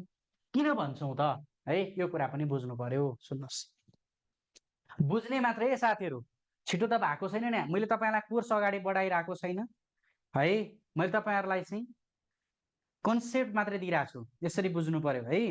हामीले चाहिँ कोर्स अगाडि बढाएको छैनौँ, यो चाहिँ तपाईँलाई कन्सेप्ट, हामी के कुराहरू पढ्छौँ, कसरी पढ्ने इतिहासलाई चाहिँ। सबैभन्दा सुरुमा त जग बलियो बनाउनु पर्यो नि त, घर राम्रो बनाउनका लागि हो। आज चाहिँ मैले तपाईँलाई जग निर्माण गरिरहेको छु, भोलिबाट घर निर्माणको काम सुरु हुन्छ, रेगुलर क्लास। आज चाहिँ तपाईँलाई कन्सेप्ट यसरी बुझ्नु पर्यो है। ल अब अर्को हेर्नुहोस्, मध्यकाल, मल्लकाल र विखण्डन काल। अब सबैभन्दा सुरुमा मैले मध्यकाल र मल्लकालको कुरा गरेँ है। सुन्नुहोस्, मध्यकालको कुरा गरेँ। मध्यकाल भनेको चाहिँ 936 देखि लगेर है, विक्रम सम्वत 936 देखि लगेर 1825 सम्मको अवधि भनेको कति वर्ष भयो, 936 25 भनेको चाहिँ 11 कम 889 वर्ष होइन, 889 वर्ष हुन्छ। 889 वर्ष भनेकोलाई करिब 900 वर्ष नै भन्छ, करिब 900 वर्ष। नेपालको इतिहासमा चाहिँ मध्यकाल कति वर्ष चलेको थियो भनेर एक्ज्याक्ट तपाईँहरूलाई चाहिँ अप्सनमा 889 वर्ष सोध्यो भने 889 वर्षलाई टिक लगाउने, तर चाहिँ करिब 900 वर्ष भनिन्छ। यो कुरा बुझ्नु पर्यो। 936 देखि लगेर 1825 सम्मको अवधि भनेको, यो अवधि भनेको के हो त साथीहरू, मध्यकाल हो। अब 936 मा के भयो त, नेपाल सम्वतको सुरुवात है।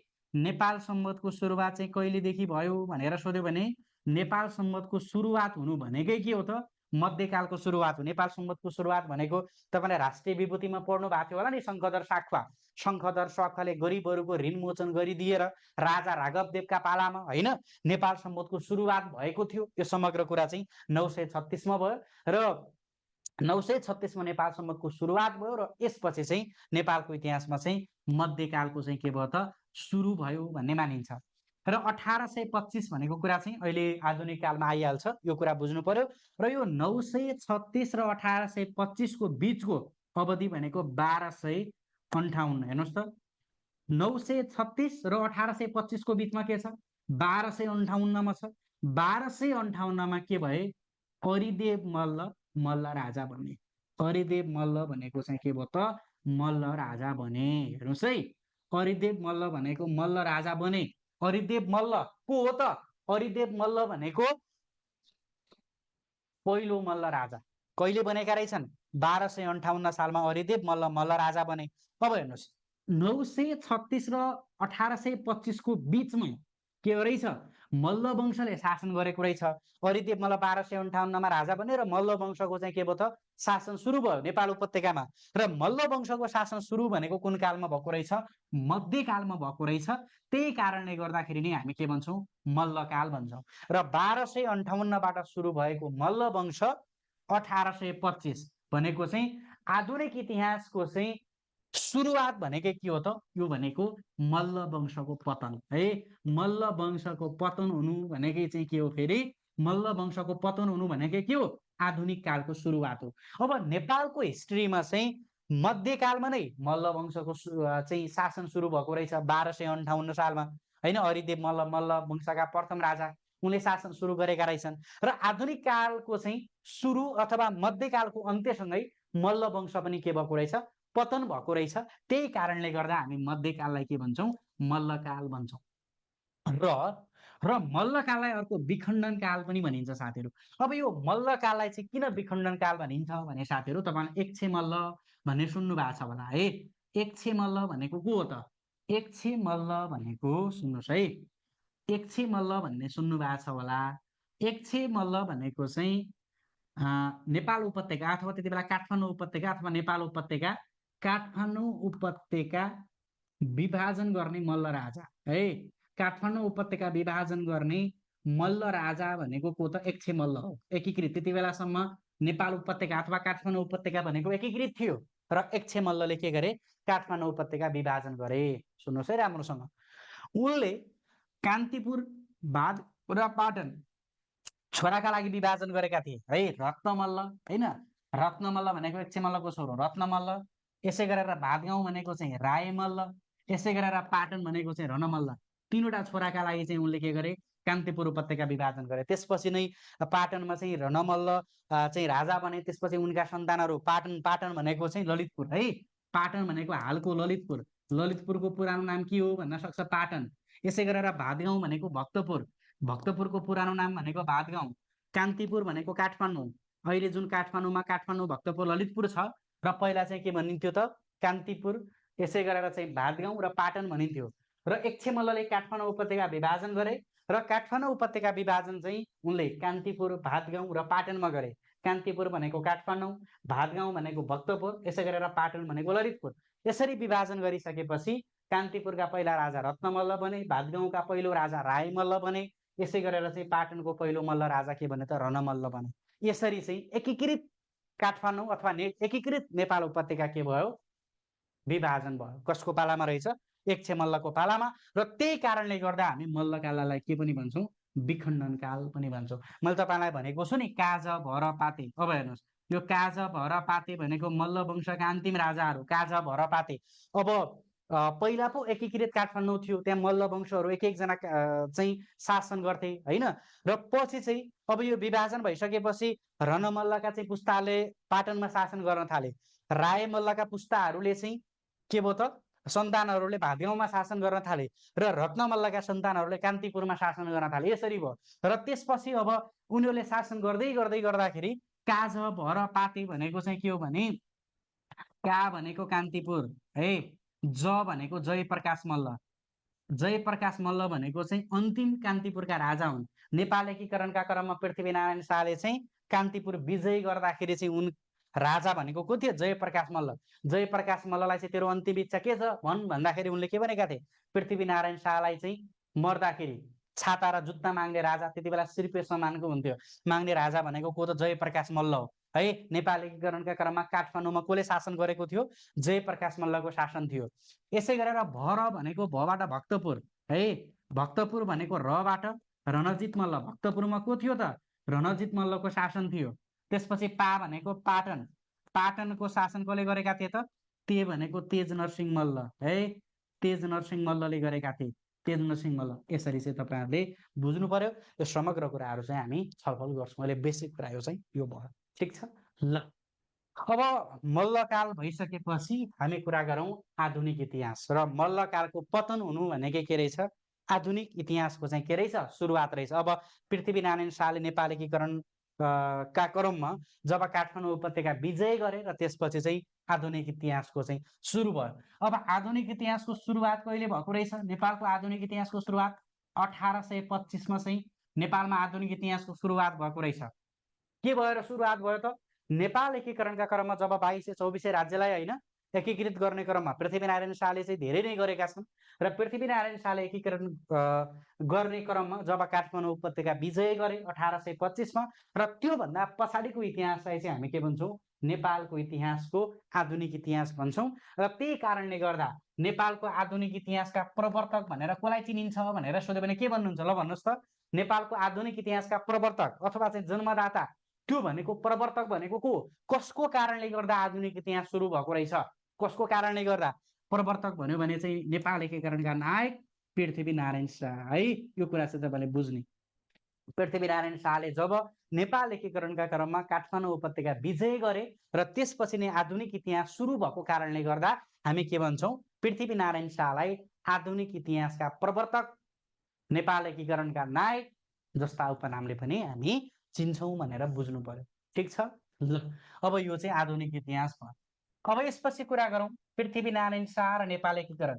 र हामीले पृथ्वीनारायण शाहको बारेमा र नेपाल एकीकरणको बारेमा पनि डिटेलमा नै छलफल गर्छौँ। पृथ्वीनारायण शाहको चाहिँ होइन जिके भनेको चाहिँ यस्तो खण्ड हो, तपाईँले चाहिँ आफ्नो डेट अफ बर्थ नजान्दा नि हुन्छ, नबिर्सिँदा पनि हुन्छ, तर पृथ्वीनारायण शाहको जन्मदिन जान्नुपर्छ है। अब पृथ्वीनारायण शाह पढ्दै गर्दाखेरि मैले सबैभन्दा सुरुमा गोर्खा पहिलाका राजाहरू नै गोरेँ ल। पृथ्वीनारायण शाह पूर्व भनेको पहिलाका गोर्खाका राजा, यो हेर्नुहोस् त एकपटक, गोर्खाका राजा, अनि बल्ल बल्ल पृथ्वीनारायण शाहको कुरा गर्छु। पृथ्वीनारायण शाह पूर्वका गोर्खाका राजा भनेको चाहिँ हेर्नुहोस्, दप्रु छ र डाकहरू पनि, म सिकाइहाल्छु तपाईँलाई यसकोसँग सम्बन्धित।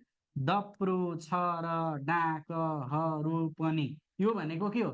दप्रु छ र डाकहरू पनि भनेको पृथ्वीनारायण शाह पूर्व, पूर्व भनेको पहिला, पहिलाका चाहिँ गोर्खाका राजा।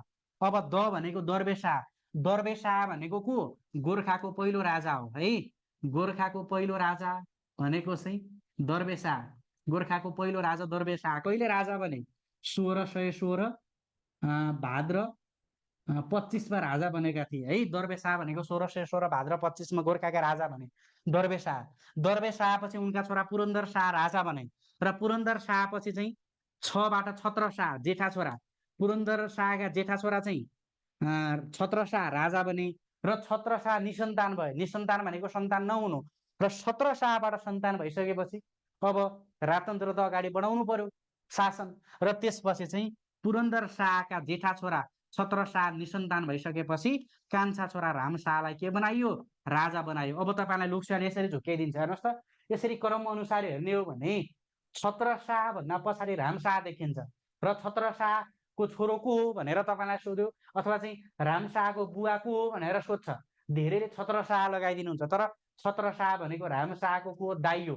पुरन्दर शाहको जेठो छोरो छत्र शाह, छत्र शाह निसन्तान भइसकेपछि राम शाह चाहिँ राजा बने।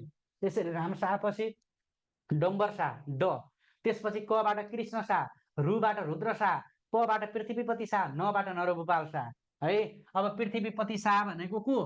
पृथ्वीनारायण शाहको बाजे। नरभूपाल शाह भनेको को?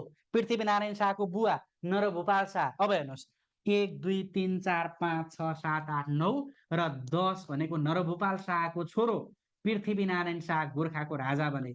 र पृथ्वीनारायण शाह भनेको चाहिँ कहिले राजा बनेका थिए? 17 होइन, 1799 चैत 25 गते होइन, चैत 25 गते राजा बने। कति वर्षको उमेरमा? 20 वर्षको उमेरमा राजा बने। कतिौँ राजा बनेका रहेछन् गोर्खाका? 10औँ राजा बने। यो कुरा चाहिँ बुझ्नु पर्यो। 1779मा चाहिँ पौष 27 गते, 79 पौष 27 गते पृथ्वीनारायण शाहको जन्म भयो, र 1779 चैत 25मा कति भयो त? 20 वर्ष। 20 वर्षको उमेरमा गोर्खाका 10औँ राजाका रूपमा पृथ्वीनारायण शाह के बने? गोर्खाका राजा बने। नरभूपाल शाहको 1779मा मृत्यु भइसकेपछि नरभूपालका शाह पृथ्वीनारायण शाह के बनेका थिए? राजा बनेका थिए। यो कुरा चाहिँ बुझ्नु पर्यो है। र त्यसपछि अब नेपाल एकीकरणका क्रमका विभिन्न घटनाक्रमहरू तपाईँलाई चाहिँ बारम्बार सोधेको छ होइन। नुवाकोट चाहिँ सफल, 1800मा नुवाकोट असफल भयो, 1801 असोज 25मा नुवाकोटको सफल आक्रमण भयो, लगायतका अन्य आक्रमणहरू, कीर्तिपुरको आक्रमण होइन, यो वर्ष बागमतीलाई सोधेको थियो। त्यसपछि कान्तिपुरको सफल आक्रमण, यस्तै गरेर पाटनको आक्रमण, भातगाउँको आक्रमण होइन, भक्तपुरको सफल आक्रमण। तेस्रो पटकको प्रयासमा 1822 चैत 3 गते के भयो? कीर्तिपुरको सफल आक्रमण भयो, र त्यसपछि कान्तिपुरको आक्रमण भयो 1825 असोज 13 गते, र त्यसपछि 1825 असोज 24 गते चाहिँ पाटनको सफल आक्रमण भयो, र अन्तिममा चाहिँ भक्तपुरको सफल आक्रमण भनेको 1826 मङ्सिर 1 गतेलाई पारेर चाहिँ 1826 मङ्सिर 1मा के भयो त? भक्तपुरको सफल आक्रमण भयो। र यो समग्र कुराहरू नेपाल एकीकरणका क्रममा विभिन्न घटनाक्रमहरू पढ्छौँ। नेपाल एकीकरणका क्रममा पृथ्वीनारायण शाहले एकदमै योगदान गरेका छन् है। पृथ्वीनारायण शाहले चाहिँ एकपटक बुवा नरभूपाल शाहसँग चाहिँ काठमाडौँ आएका थिए र के, गोर्खा भनेको एकदमै पुरानो, एकदमै गरिब राज्य, त्यति बेलाको गोर्खा भनेको गरिब राज्य, अब अर्थतन्त्रमा एकदमै कमजोर राज्य, र बुवासँग जब काठमाडौँ आए र काठमाडौँ आइसकेपछि काठमाडौँको झलमल, काठमाडौँ सहर देखे उनले, कान्तिपुर, भातगाउँ, पाटन, र उनलाई चाहिँ लोभ पलायो अरे, म पनि यति खतरा राज्यमा चाहिँ शासन गर्न पाए कस्तो हुन्थ्यो होला भन्ने लोभ पलायो, र त्यही देखेर उनले चाहिँ नेपाल एकीकरणको चाहिँ यात्रा सुरुवात गरेका थिए। मैले कुनै न कुनै समय चाहिँ यो ठाउँमा कान्तिपुर, भातगाउँ र चाहिँ पाटनमा चाहिँ मैले शासन गर्छु भन्ने एउटा उनले दृढ सङ्कल्प लिए, र त्यसपछि चाहिँ उनले नेपाल एकीकरणको यात्रा अगाडि बढाए। नुवाकोटबाट उनले सुरु गरे है। यो समग्र कुराहरू छ, उनले धेरै गरे, गोत्र परिवर्तन गरे, कसैसँग मित लगाए, कसैलाई छोरी दिए होइन। गोत्र भनेको चाहिँ अब युद्धका क्रममा त दाजुभाइ पनि मर्न सक्छ होइन, युद्धमा त जो पनि मर्न सक्छ, र दाजुभाइ मारिसकेपछि एउटा गोत्र हत्याको पाप लाग्छ, र गोत्र हत्या भनेको चाहिँ 5 बाहुन मारे बराबर, 5 गाई मारे बराबर पाप हुन्छ भनेर चाहिँ उनले काशी गएर गोत्र नै परिवर्तन गर्दै होइन, गोत्र परिवर्तन गर्दै यसै गरेर चाहिँ उनले कसैलाई मित लगाए, कसैलाई छोरी दिए कसैलाई जग्गा दिएर मिलाए। उनले चाहिँ नेपाल एकीकरणका क्रममा चाहिँ 2224 राज्य एकीकरणका क्रममा चाहिँ उनले धेरै नै योगदान गरेका छन् भन्ने कुरा तपाईँहरूले चाहिँ बुझ्नु पर्यो है। ल यो कुरा चाहिँ छ र यो समग्र कुरा नेपाल एकीकरणका क्रममा हामीले अध्ययन गर्छौँ नै। र त्यसपछि अब नेपाल एकीकरण पछि पृथ्वीनारायण शाह पछिका राजाहरूको बारेमा चाहिँ हामीले एकदमै डिटेल रूपमा पढ्छौँ। यसमा तपाईँहरूलाई चाहिँ मैले पेपर, गिर्यो, सूत्रै, पत्र, माओवादी ज्ञानेन्द्र भनेर भन्छु। पेपर हेर्नुहोस् है, पेपर, गिर्यो, सूत्रै, पत्र, माओवादी ज्ञानेन्द्र। हेर्नुहोस्, पेपर, गिर्यो, सूत्रै, पत्र, माओवादी ज्ञानेन्द्र भनेको के हो त? पेपर, गिर्यो, सूत्रै, पत्र, माओवादी ज्ञानेन्द्र। हेर्नुहोस्, अब पेपर, गिर्यो, सूत्रै, पत्र, माओवादी ज्ञानेन्द्र भनेको पबाट पृथ्वीनारायण शाह, त्यसपछि पबाट प्रताप सिंह शाह, त्यसपछि रबाट रणबहादुर शाह, गिबाट गिरभानु युद्धविक्रम शाह, त्यसपछि रबाट राजेन्द्र शाह, सुबाट सुरेन्द्र शाह, त्रयबाट त्रैलोक्य शाह, पबाट पृथ्वी वीरविक्रम शाह, त्रिबाट त्रिभुवन, मबाट महेन्द्र, मबाट महेन्द्र, त्यसपछि बबाट वीरेन्द्र, त्यसपछि दिपेन्द्र, त्यसपछि ज्ञानेन्द्र। यो भनेको पृथ्वीनारायण शाह पछिका राजाहरू। यसरी चाहिँ अध्ययन गर्छौँ हामी। अब पृथ्वीनारायण शाह भनेको नेपाल एकीकरणका नायक, त्यसपछि प्रताप सिंह शाह। सोध्छ तपाईँहरूलाई, धेरै पटक एक्जाममा सोधेको छ, पृथ्वीनारायण शाहपछि राजा हुने उनका छोरा को हुन्? प्रताप सिंह शाह। हामी प्रताप सिंह शाहलाई के भन्छौँ? योग्य पिताका अयोग्य पुत्र पनि भन्छौँ। किन योग्य पिताका अयोग्य पुत्र भनिन्छ त प्रताप सिंह शाहलाई? अब पृथ्वीनारायण शाहले चाहिँ नेपाल एकीकरणको काम अगाडि बढाए, उल्लेखनीय योगदान गरे, त्यो कन्टिन्युटी प्रताप सिंह शाहले दिन सकेनन्। त्यस कारणले गर्दा बुवा योग्य हुँदा पनि है, योग्य पिता हुँदा पनि छोरो चाहिँ अयोग्य भयो भनेर प्रताप सिंह शाहलाई के भनिन्छ? योग्य पिताका अयोग्य पुत्र अथवा अयोग्य छोरो भनेर चिनिन्छ। र प्रताप सिंह शाहपछि उसको छोरो रणबहादुर शाह चाहिँ राजा बन्यो। र एकदमै नछुटाउनै पर्ने कुरा, यसको नायबी शासन व्यवस्था एकदमै महत्त्वपूर्ण छ। राजेन्द्र लक्ष्मी शाह भनेको चाहिँ रणबहादुर शाहकी आमा राजेन्द्र लक्ष्मी शाहको, यसै गरेर रणबहादुर शाहको काका बहादुर शाहको नायबी शासन व्यवस्थाका कुराहरू छन्। प्रताप सिंह शाहकी चाहिँ रानी, यसै गरेर पृथ्वीनारायण शाहकी बुहारी, रणबहादुर शाहको चाहिँ आमा राजेन्द्र लक्ष्मी भनेको को? वीर वीरङ्गना। नेपालको इतिहासमा आफै घोडा चढ्ने, आफै तरबार उठाउने, आफै युद्धमा सामिल हुने होइन, वीर वीरङ्गना भनेर हामी राजेन्द्र लक्ष्मीलाई चिन्छौँ। राजेन्द्र लक्ष्मीले नायबी शासन व्यवस्था चलाएकी थिइन् रणबहादुर शाह छोराको होइन। नायबी शासन व्यवस्था भनेको कस्तो हो भने, यदि चाहिँ कम उमेरमा राजा भयो, जस्तै प्रताप सिंह शाहपछि रणबहादुर शाह भनेको 2.5 वर्षमा नै राजा बनेका थिए।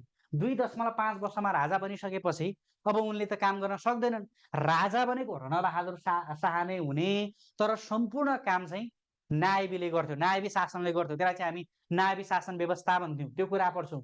र त्यसपछि रणबहादुर शाहको 3टी श्रीमती मध्ये कान्छी श्रीमती भनेको कान्तिमती, एकदमै माया गर्ने श्रीमती होइन।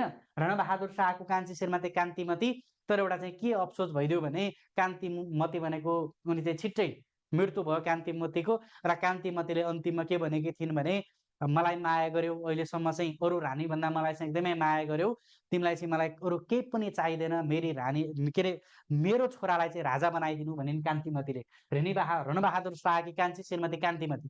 अब गाह्रो पर्यो, राजा भनेको त को हुने हो? जेठी श्रीमतीको जेठो छोरो भनेको राजा हुन्छ। अब रणबहादुर शाहकी कान्छी श्रीमतीले चाहिँ अन्तिममा मृत्यु हुँदाखेरि चाहिँ के भनिन्? मेरो छोरालाई राजा बनाइदिनु। एकदमै माया गरेकी श्रीमती होइन। अनि अब चाहिँ कान्छी श्रीमतीको बोली टार्न नसकेर रणबहादुर शाहले कान्तिमतीको छोरो गिरभानु युद्धविक्रमलाई राजा बनाइदिए। र गिरभानु युद्धविक्रम भनेको 1.5 वर्षको उमेरमा राजा बने। र नेपालको हिस्ट्रीमा सबैभन्दा कम उमेरमा राजा बन्ने राजा पनि को बने त? गिरभानु युद्धविक्रम बने। यो कुरा हामी हेर्छौँ। र त्यसपछि सुगौली सन्धि होइन, मेची र महाकाली चाहिँ सीमित भएको ग्रेट नेपाल यिनकै पालामा थियो। 1816 मार्च 3 सुगौली सन्धि गिरभानु युद्धविक्रम शाहकै पालामा भयो। र त्यसपछि राजेन्द्र शाह भनेको चाहिँ राणा शासनको सुरुवात हुँदाखेरिको राजा। कोत पर्व, भण्डारखाल पर्व, अलौ पर्व राजेन्द्र विक्रम शाहकै पालामा भयो। नेपालको राणा शासन कसको पालामा सुरु भयो भन्छ? राजेन्द्र विक्रम शाहकै पालामा सुरु भयो। र त्यसपछि सुरेन्द्र भनेको चाहिँ सनकी महाराज भनेर हामी सुरेन्द्रलाई चिन्छौँ। त्यसपछि त्रैलोक्य भनेको चाहिँ राजकुमार हुँदै नै मृत्यु हुने राजा। अब त्रैलोक्यलाई धेरैजना साथीहरू चाहिँ यसमा कन्फ्युज हुनुहुन्छ, म तपाईँलाई कन्फ्युजन क्लियर गराइदिन्छु आज। त्रैलोक्य वीरविक्रम शाहलाई चाहिँ राजकुमार हुँदा नै मृत्यु हुने राजा भन्छौँ। अब राजकुमार हुँदा नै मृत्यु भइसकेपछि कसरी राजा भए भन्ने प्रसङ्ग धेरैलाई लाग्छ। खासमा चाहिँ के हो भने सुरेन्द्रले चाहिँ शासन गरिरहेका थिए र त्यसपछि चाहिँ तैर्लोक्यलाई चाहिँ बुलेट महाराज भनेर पनि भन्छौँ। बुलेट महाराज तैर्लोक्यलाई चाहिँ राजा घोषणा गरियो। अब योभन्दा पछाडिको राजा भनेको चाहिँ तैर्लोक्य हो भनेर चाहिँ युवराज अथवा चाहिँ राजकुमार अवस्थामै तैर्लोक्यलाई चाहिँ के गरायो, राजा घोषणा गरियो। तर चाहिँ अफसोस के भइदियो भने उनी राजा नहुँदै चाहिँ मृत्यु भयो। त्यस कारणले गर्दा उनी राजकुमार हुँदा नै मृत्यु भयो। राजा त घोषणा गरियो तर उनले राजाको चाहिँ शासन गर्न पाएनन्। त्यस कारणले गर्दा राजकुमार हुँदा नै मृत्यु हुने राजा, बिना शासनकालका राजा भनेर चाहिँ हामी कसलाई दिन्छौँ, त्रैलोक्य वीरविक्रम घोषणा भयो तर उनले शासन गर्न पाएनन् है। यसरी बुझ्नु पर्यो। अब यसै गरेर अर्को पृथ्वी वीरविक्रम शाह हैन, 42 सालको पर्व 38 सालको पर्व हुँदाखेरिका राजा त्रिभुवन शाह भनेको नेपालको इतिहासमा सबैभन्दा शाह वंशमा सबैभन्दा धेरै शासन गरेको राजा, 43 वर्ष शासन गरेका थिए त्रिभुवन वीरविक्रम। प्रजातन्त्र स्थापना हुँदाखेरिका राजा 2007 साल फागुन 7 गते हैन त्रिभुवन थिए। र त्यसपछि महेन्द्र भनेको नेपाली युनियनको सदस्य लिँदाखेरिका राजा, वीरेन्द्र भनेको चाहिँ जनमत सङ्ग्रहका राजा, नेपाललाई शान्ति क्षेत्र प्रस्ताव गर्ने राजा हैन, यो वीरेन्द्र भयो। अब यसमा चाहिँ मैले केही तपाईलाई केही मितिहरू लेखेँ, हेर्नुहोस्। अब 2058 साल 19 गते 2058 साल जेठ 19 गते के भयो, दरबार हत्याकाण्ड भयो है। दरबार हत्याकाण्ड, दरबार हत्याकाण्डमा के भयो त, वीरेन्द्रको वंशनाश हुने गरी दरबार हत्याकाण्ड भएको थियो र वीरेन्द्रबाट एउटा मात्रै को जीवित थिए, दिपेन्द्र जीवित थिए है वंशबाट। र 2058 साल जेठ 20 गते के भयो, दिपेन्द्र राजा बने है। नेपालको इतिहासमा दिपेन्द्र राजा बने कसपछि, वीरेन्द्रपछि। उनलाई चाहिँ अचेत अवस्थामै छाउनी हस्पिटलमा चाहिँ राजा घोषणा गरियो जेठ 20 गते।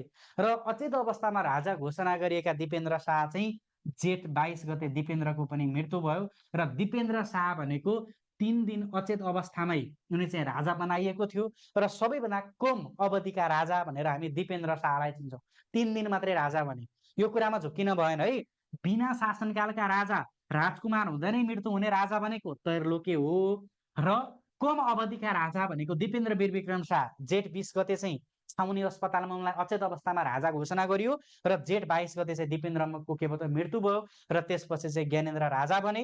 र 2058 साल जेठ 22 गते ज्ञानेन्द्र राजा बनिसकेपछि अब चाहिँ के भयो, 2065 साल है, 2065 साल जेठ 15 गते के भयो त, गणतन्त्रको स्थापना भयो। नेपालले गणतन्त्र आत्मसात गर्यो र जेठ 29 गते चाहिँ के भयो त, ज्ञानेन्द्रले नारायणजी दरबार छोडे र राजतन्त्रको अन्त्य भयो। यसरी चाहिँ शाह वंशले कति वर्ष शासन गरेको थियो भनेर सोध्न सक्छ। 240 वर्ष नेपालमा शाह वंशले शासन गर्यो र नेपालमा राजतन्त्रको पनि के भयो त, अन्त्य भयो है। यसरी चाहिँ हामीले शाह वंशपछिका राजाहरूको बारेमा यो डिटेलमा हामीले अध्ययन गर्छौँ। र त्यसपछि अब कुरा गरौँ राणा शासन र एग्नेट प्रथा। अब यसपछि आधुनिक इतिहास अन्तर्गतको अर्को कुरा पढ्नुपर्ने भनेको तपाईँहरूलाई चाहिँ राणा शासनको बारेमा पढ्नुपर्छ। राणा शासन, एग्नेट प्रथाको बारेमा, कोत पर्व, भण्डारखाल पर्व, अलौ पर्व लगायतका विभिन्न पर्वहरू छन्। अब राणा शासन पढ्दै गर्दाखेरि 1903 देखि लगेर 2007 प्रजातन्त्रको स्थापना हुँदासम्म 104 वर्ष के गरेको थियो, राणा शासन चलेको थियो। नेपालको हिस्ट्रीमा राणा शासन भनेको 104 वर्ष चलेको थियो है। र यो कोत पर्व, भण्डारखाल पर्व पछि नै राणा शासन चाहिँ उदाएको थियो। कोत पर्व र भण्डारखाल पर्व भनेकै राणा शासनको चाहिँ कुन पर्वपछि राणा शासनको अस्तित्व आएको थियो भन्न सक्छ। कोत पर्व, भण्डारखाल पर्व भनेको चाहिँ राणा शासनको सुरुवातकर्ता हुन् है। कोत पर्व भनेको चाहिँ अब हामी डिटेलमा छलफल गर्ने नै छौँ। विशेष गरेर त्यति बेला राज्यलक्ष्मी भनेको राजेन्द्रकी महारानी, राज्यलक्ष्मी त्यति बेलाको महारानीका एकदमै प्रिय पात्र गगन सिंहको हत्या भयो र गगन सिंहको हत्या हुनु भनेकै के भयो त, कोत पर्वको कारण बन्यो। र गगन सिंहको हत्यारा पत्ता लगाउनका लागि चाहिँ रानीले चाहिँ कोत पर्वको आयोजना गरिन् हैन। 1903 असोज 2 गते चाहिँ कोत पर्व घट्यो र त्यसपछि कोत पर्व घटिसकेपछि त्यो चाहिँ विभस्त र दुःख लाग्दो चाहिँ फाइदा उठाएर जङ्गबहादुर राणा के बने त, राणा प्रधानमन्त्री बने र यसरी चाहिँ नेपालमा राणा शासनको सुरुवात भएको रहेछ। तपाईँहरूलाई चाहिँ कुन पर्वपछि राणा शासनको सुरुवात भयो भनेर सकेपछि कोत पर्व, भण्डारखाल पर्व।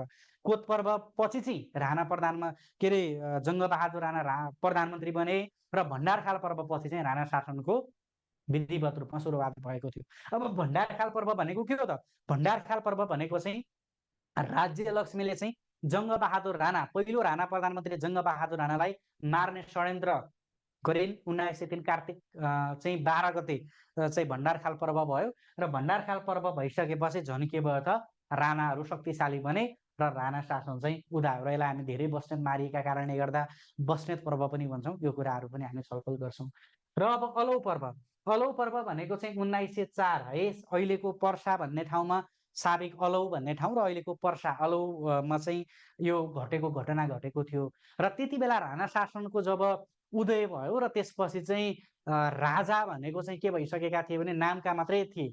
श्री 5 भनेको राजा है, श्री 3 भनेको राणा, श्री 3 को चाहिँ प्रभुत्व थियो, श्री 5 भनेको नामका मात्रै राजा थिए। उनीहरूको चाहिँ केही पनि पावर लाग्दैन थियो। सबै शासन अथवा सबै शक्तिशाली भनेको राणा भइसकेका थिए र त्यति बेला शक्तिशाली राणा भइसकेपछि राजेन्द्र भनेको चाहिँ भारत गएका थिए र राजा राजेन्द्रका मान्छेहरूले चाहिँ राजा राजेन्द्रलाई के भने अब चाहिँ जङ्गबहादुर राणाको चाहिँ हत्या गर्नुपर्छ र चाहिँ यो गुमेको श्री 5 अथवा राजाको प्रभुत्व पुनः कायम गर्नुपर्छ भन्ने उद्देश्यका साथ 400 जनाको फौज लिएर चाहिँ राजा राजेन्द्रका समर्थकहरू चाहिँ खडा गरे र त्यसपछि चाहिँ अलौ भन्ने ठाउँमा राजा राजेन्द्रको फौज र राजा राजेन्द्रको फौज र जङ्गबहादुरको फौजको चाहिँ युद्ध भइसकेपछि जङ्गबहादुरको फौज चाहिँ के भयो त, पराजित बन्यो र यसरी चाहिँ यही घटनालाई हामी के भन्छौँ, अलौ पर्व भन्छौँ। र यही घटनापछि राजा राजेन्द्रलाई थुनिए ल्याएर चाहिँ हनुमान ढोकामा राखियो।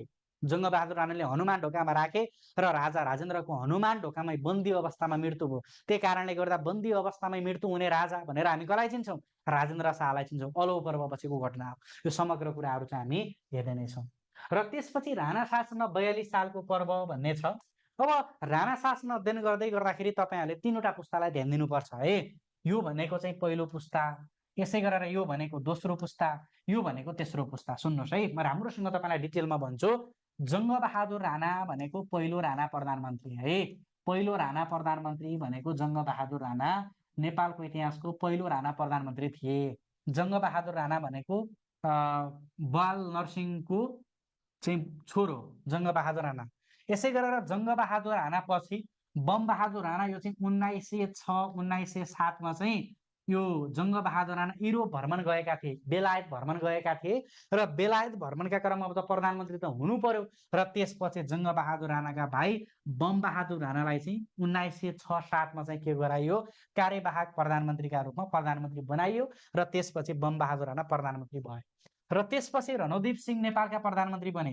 रणदीप सिंह प्रधानमन्त्री बने र रणदीप सिंह भनेको चाहिँ पहिलो पुस्ताका अन्तिम प्रधानमन्त्री पनि हुन्। अब हेर्नुहोस्, रणदीप सिंहसँग सम्बन्धित चाहिँ 42 सालको पर्व, यसै गरेर चाहिँ आफ्नै भतिजाहरूबाट मारिने प्रधानमन्त्री भनेको चाहिँ कोन त, रणदीप सिंह हुन्।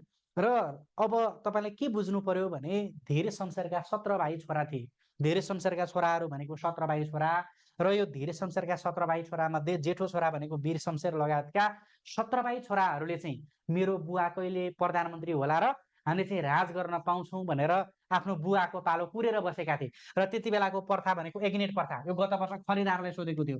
एग्नेट प्रथा भनेको चाहिँ फेरि के हो भने साथीहरू, एग्नेट प्रथा भनेको चाहिँ शासन सत्ता चाहिँ छोरामा होइन है, भाइमा जाने प्रथालाई चाहिँ एग्नेट प्रथा भनिन्छ क्या। जस्तै राजामा के हुन्थ्यो, शासन सत्ता चाहिँ राजाको जेठो छोरो राजा हुने भन्ने हुन्थ्यो। तर एग्नेट प्रथामा के हुन्छ भने शासन सत्ता छोरामा होइन, शासन सत्ता भनेको केमा जानुपर्छ त, भाइमा जानुपर्छ भन्ने प्रथा भनेको एग्नेट प्रथा हो।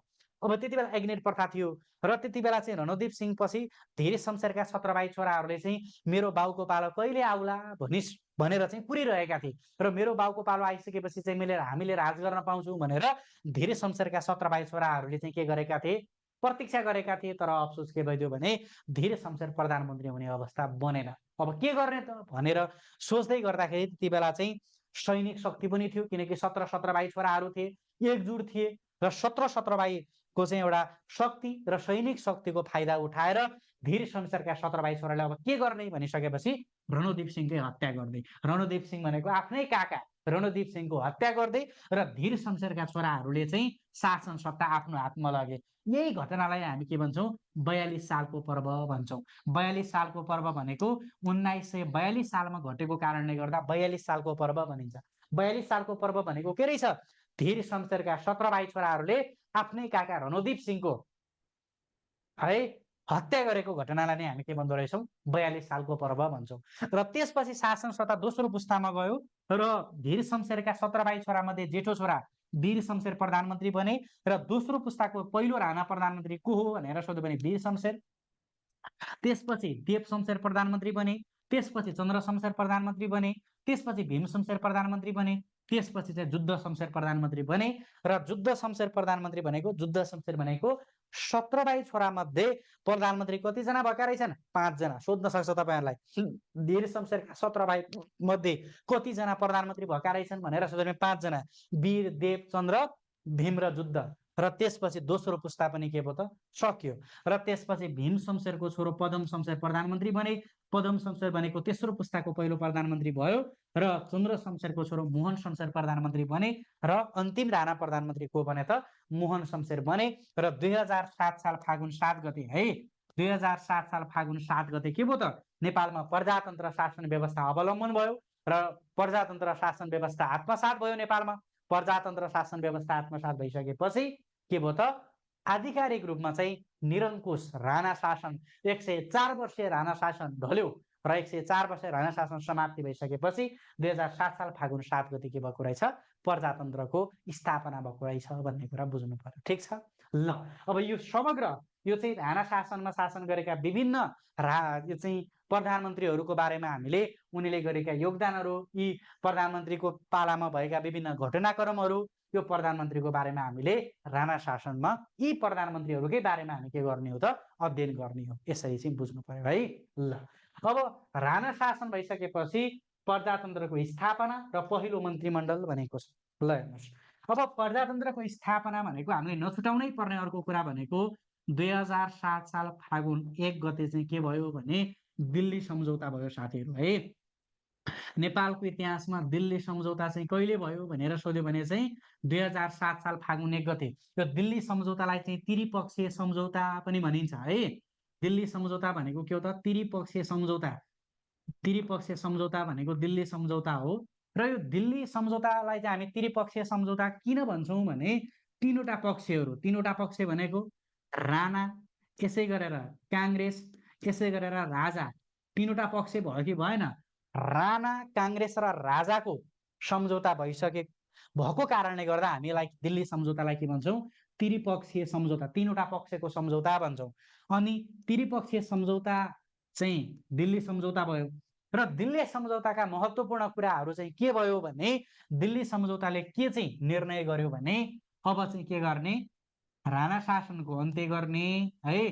राणा शासनको के हुनु पर्यो अन्त्य गर्नु पर्यो र प्रजातन्त्रको स्थापना गर्नु पर्यो भन्ने एउटा सम्झौता भयो। एउटा सम्झौता यो भयो है। र राजा भनेको चाहिँ के हुने राष्ट्रको अभिभावक हुने र राजतन्त्र चाहिँ कन्टिन्यू गर्ने भन्ने भयो। अब प्रजातन्त्रको स्थापना भयो र राणा शासनको अन्त्य गर्ने भयो र अर्को सम्झौता के भयो भने मन्त्रीमण्डल गठन गर्ने है।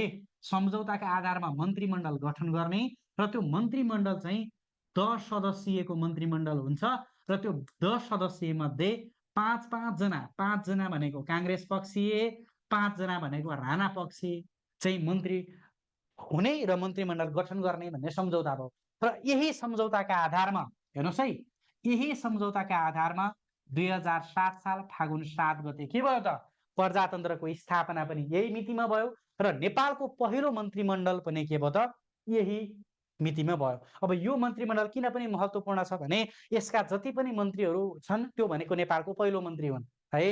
यसरी चाहिँ बुझ्नु पर्यो। भरतमणि शर्मा भनेको यो मन्त्रीमण्डलमा को थिए त कृषि मन्त्री थिए, नेपालको पहिलो कृषि मन्त्री भरतमणि शर्मा। त्यस्तै गरेर निरपजङ राणा भनेको चाहिँ शिक्षा मन्त्री, पहिलो शिक्षा मन्त्री। यसै गरेर चाहिँ यो भयो र 2007 साल फागुन 7 गते चाहिँ प्रजातन्त्रको स्थापना भयो, राणा शासनको अन्त्य भयो र यही मितिमा चाहिँ नेपालको पहिलो मन्त्रीमण्डल के भएको थियो त गठन भएको थियो। राणाका 5 पक्षी, काङ्ग्रेसका 5 पक्षी र यही कुराहरू चाहिँ हामी यसमा छलफल गर्नेछौँ है त। यसपछि अब प्रजातन्त्रको स्थापना पछिका महत्त्वपूर्ण घटनाक्रमहरू भयो। अब प्रजातन्त्र स्थापना पछि हालसम्मका महत्त्वपूर्ण घटनाक्रमहरू विभिन्न निर्वाचनहरूका कुराहरू छन्, विभिन्न घटनाक्रमहरूको कुरा छ, त्यो कुराहरू हामी यसमा हेर्छौँ। अब यसमा चाहिँ मैले थोरै तपाईँलाई चाहिँ के यहाँ राखिदिएको छु, अन्य कुराहरू हामी हेर्छौँ नै है।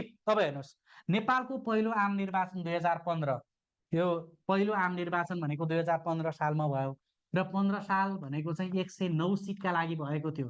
यो पनि इक्जाममा सोधिसकेको क्वेसन हो है। नेपालको पहिलो आम निर्वाचन 2015 कति निर्वाचन क्षेत्रमा चाहिँ निर्वाचन भएको थियो त, कति सिटका लागि भएको थियो? 109 सिटका लागि। र कहिले भएको थियो त? 2015 साल फागुन 7 गते चाहिँ पहिलो आम निर्वाचन भयो र यो आम निर्वाचनका आधारमा 2016 साल जेठ 13 गते के भयो त? मन्त्री मण्डल गठन भयो है। मन्त्रीमण्डल गठन, यो निर्वाचन पछाडिको मन्त्रीमण्डल गठन भनेको चाहिँ कहिले भएको थियो? 2016 साल जेठ 13 गते। कसको अध्यक्षतामा? बिपी कोइराला, विश्वेश्वर प्रसाद कोइराला, बिपी कोइरालाको नेतृत्वमा मन्त्रीमण्डल गठन भयो। र अब तपाईँले के कुरा बुझ्नु पर्यो भने यो पहिलो आम निर्वाचन 2015 भन्दा अगाडि जति पनि प्रधानमन्त्रीहरू बने, अब यो पहिलो मन्त्रीमण्डल भनेको के का आधारमा भएको रहेछ? सम्झौताका आधारमा रहेछ। कुन सम्झौता? दिल्ली सम्झौताका आधारमा। त्योभन्दा अगाडिका प्रधानमन्त्रीहरू कोही मुख्तियार भए, कोही चाहिँ राणा शासनबाट प्रधानमन्त्री बने होइन। जनताले तोक्यो त तोकेन, तर पहिलो आम निर्वाचन 2015 पछि बिपी कोइरालाको नेतृत्वमा चाहिँ सरकार बनेको कारणले गर्दा हामी बिपी कोइरालाले के भन्छौँ? जननिर्वाचित पहिलो प्रधानमन्त्री भन्छौँ। किन जननिर्वाचित पहिलो प्रधानमन्त्री भएको रहेछ त? जनताले तोकेको प्रतिनिधिबाट चुनिएको कारणले गर्दा पहिलो जननिर्वाचित प्रधानमन्त्री भनेको चाहिँ बिपी कोइराला बने है। यो कुरा चाहिँ बुझ्नु पर्यो। र यो चाहिँ पहिलो चुनावमा एउटा मात्रै महिला सांसद जितेकी थिइन्। कुन त? द्वारिका देवी ठकुरानी, डडेलधुराबाट द्वारिका देवी ठकुरानीले जितिन्। त्यो भनेको पहिलो आम निर्वाचनको एकमात्र महिला संसद हुन्। यो कुराहरू चाहिँ यसरी हेर्नु पर्यो, हामी छलफल गर्छौँ। र त्यसपछि जनमत सङ्ग्रह 2037 का कुरा छन् है। 2036 साल यसै गरेर जेठ 10 गते चाहिँ के भयो? राजा वीरेन्द्रले जनमत सङ्ग्रहको घोषणा गरे। यसै गरेर 2037 साल वैशाख 20 गते के भयो त? जनमत सङ्ग्रह भयो है। यो कुराहरू छ, हामीले जनमत सङ्ग्रहका कुराहरू हेर्छौँ। र 2046 सालको जनआन्दोलन, यो जनमत सङ्ग्रह भनेको चाहिँ के का लागि भयो? नेपालको इतिहासको एउटा मात्रै जनमत सङ्ग्रह हो यो। 2037 सालको जनमत सङ्ग्रह भनेको चाहिँ पञ्चायत व्यवस्था ठिक कि बहुदल व्यवस्था ठिक भन्ने आधारमा चाहिँ भएको थियो। त्यति बेला चाहिँ 75 जिल्ला थिए, अहिले 77 जिल्ला छन्। 75 जिल्लामा चाहिँ 55 जिल्लामा पञ्चायतले विजय गर्यो, 25 जिल्लामा चाहिँ 20 जिल्लामा 55 + 20 जिल्लामा बहुदलले चाहिँ विजय प्राप्त गर्यो र पञ्चायती व्यवस्था कायम भयो। जनमत सङ्ग्रह भनेको के हो भने जनताको मत के छ त? जनताबाट नै जाने र जनताले जे छनौट गर्छन् त्यही नै हुने है। जनमत सङ्ग्रह भएको थियो पञ्चायत व्यवस्था ठिक कि बहुदल व्यवस्था ठिक भन्ने उद्देश्यका साथ। र त्यति बेला 55 जिल्लामा 75वटा जिल्लामा 55 जिल्लामा पञ्चायत व्यवस्थाले चाहिँ विजय हासिल गरिसकेपछि पञ्चायत व्यवस्था कायम भयो। अब 2046 सालको जनआन्दोलन भनेको चाहिँ पञ्चायती व्यवस्था हटाएर बहुदल सहितको पुनः प्रजातन्त्र व्यवस्था चाहिँ कायम हुनुपर्छ भन्ने उद्देश्यका साथ भयो। र त्यसपछि माओवादी विद्रोह र विस्तृत शान्ति सम्झौताका कुरा छन् होइन। 2052 साल फागुन 1 गते माओवादी विद्रोह सुरु भएको थियो होइन। 2052 फागुन 1 गते। विस्तृत शान्ति सम्झौता भनेको 2063 सालमा भयो। 2063 साल मङ्सिर 5 गते के भयो त? शान्ति सम्झौता भयो होइन। र यसै गरेर चाहिँ त्यति बेलाको आन्दोलित र विद्रोही दल माओवादी चाहिँ के भयो त? शान्तिमा आयो 2063 साल मङ्सिर 5 गते। यो कुराहरू छ होइन। र त्यसपछि चाहिँ अब प्रतिनिधि सभाको निर्वाचन, संविधान सभाको निर्वाचन, प्रतिनिधि सभाको निर्वाचन छ। संविधान सभाको निर्वाचन भनेको पहिलो र दोस्रो। पहिलो संविधान सभाको निर्वाचन चाहिँ 2064 सालमा भयो। दोस्रो संविधान सभाको निर्वाचन चाहिँ कहिले भएको थियो त? 2070 सालमा भएको थियो है। चैत 28 गते 2064 साल चैत 28 गते चाहिँ पहिलो संविधान सभाको निर्वाचन भयो होइन। नेपालको इतिहासमा पहिलो संविधान सभाको निर्वाचन चाहिँ कहिले भयो भन्न सक्छ? 2064 साल चैत 28 गते पहिलो संविधान सभाको निर्वाचन 2064 भएको थियो। र 2070 साल मङ्सिर 4 गते चाहिँ के भएको थियो? दोस्रो संविधान सभाको निर्वाचन भएको थियो। यो कुरा हामी हेर्छौँ। र त्यसपछि प्रतिनिधि सभा 2074 निर्वाचन, स्थानीय तहको निर्वाचन 2074, प्रतिनिधि सभाको निर्वाचन 2074 दुई चरणमा भएको थियो है।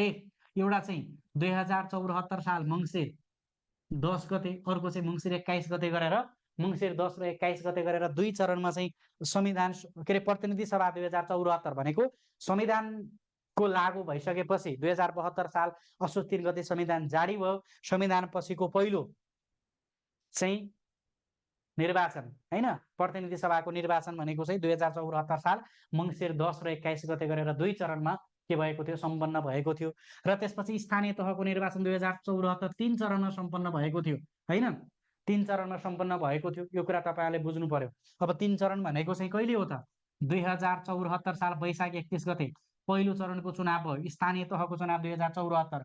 त्यसपछि चाहिँ अर्को असार 14 गते भएको थियो दोस्रो चाहिँ चरण, र त्यसपछि तेस्रो चरण भनेको चाहिँ असोज 2 गते भएको थियो है। गरेर स्थानीय तहको निर्वाचन 2074 कति चरणमा सम्पन्न भयो भनेर सोध्यो भने चाहिँ 2074 असोज 3 तेस्रो चरण, यसै गरेर चाहिँ असार 14 पहिलो चरण, वैशाख 31 के अरे दोस्रो चरण, र वैशाख 31 भनेको पहिलो चरण गरेर 3 चरणमा सम्पन्न भयो। र त्यसपछि स्थानीय तहको निर्वाचन 2079 भनेको चाहिँ 2079 साल मङ्सिर 4 गते सम्पन्न भयो। यसका कुराहरू हामी पढ्नुपर्छ। प्रतिनिधि सभा सरी स्थानीय तहको निर्वाचन चाहिँ वैशाख 30 है, वैशाख 30 गते, र प्रतिनिधि तथा प्रदेश सभाको निर्वाचन चाहिँ 2079 मङ्सिर 4 गते है। यावत कुराहरू भनेको चाहिँ आधुनिक इतिहास भनेको चाहिँ हालसम्मका महत्त्वपूर्ण घटनाक्रमहरू, प्रजातन्त्र स्थापना भन्दा पछाडिका महत्त्वपूर्ण घटनाक्रमहरूको बारेमा हामीले चाहिँ छलफल गर्नेछौँ भन्ने कुरा तपाईँहरूले यसरी बुझ्नु पर्यो है त। ल अब इतिहासमा पढ्नुपर्ने भनेको कुरा यही नै हो। अब मैले सबैजना साथीहरूलाई चाहिँ अब कमेन्ट गर्ने मैले तपाईँलाई मौका दिएँ। ल भन्नुहोस्, नेपालको इतिहासबाट तपाईँलाई मैले एउटा सेसनबाट अब कति पढ्न सजिलो भयो त? नेपालको इतिहास चाहिँ छर्लङ्ग भयो कि भएन? ल कमेन्ट गर्नुहोस्। अब क्लियर भयो कि भएन? नेपालको इतिहासमा के कुराहरू पढ्नु पर्दो रहेछ, घटनाक्रमहरू क्लियर भयो कि भएन? यो चाहिँ मैले तपाईँहरूलाई आज चाहिँ के गरेँ भने यो कुराहरू पढ्नुपर्छ, यसरी पढ्नुपर्छ। के रहेछ त नेपालको इतिहास? अब यही कुराहरूलाई हामी के गर्ने हो त? चिरफार गर्ने हो। ओके ओके अब यसपछि साथीहरूलाई चाहिँ यो फेसबुक लाइभ मार्फत जोडिनुभएका साथीहरूलाई चाहिँ मैले के भने भ्याकेन्सी एकदमै नजिक छ। तपाईँहरूको अब यो मङ्सिरमा भ्याकेन्सीको ओहिरो लाग्छ। तपाईँहरूको तयारी तीव्र हुनु पर्यो। भ्याकेन्सीको कुनै पनि तनाव नलिने, तपाईँहरूको चाहिँ विभिन्न प्रदेशहरूमा 6औँ 5औँ 4थोदेखि लगेर सङ्घीय होइन प्रदेशको चाहिँ प्रशासन सहायक 4थो 5औँ 6औँ 7औँसम्म, यसै गरेर सङ्घीय नासु खर्दार अफिसरको विज्ञापन होइन, मङ्सिर अन्तिम बुधबार चाहिँ अफिसरको विज्ञापन, पुसको अन्तिम बुधबार चाहिँ नासुको विज्ञापन, फागुनको अन्तिम बुधबार चाहिँ खर्दारको विज्ञापन एकदमै नजिक अवस्थामा छ।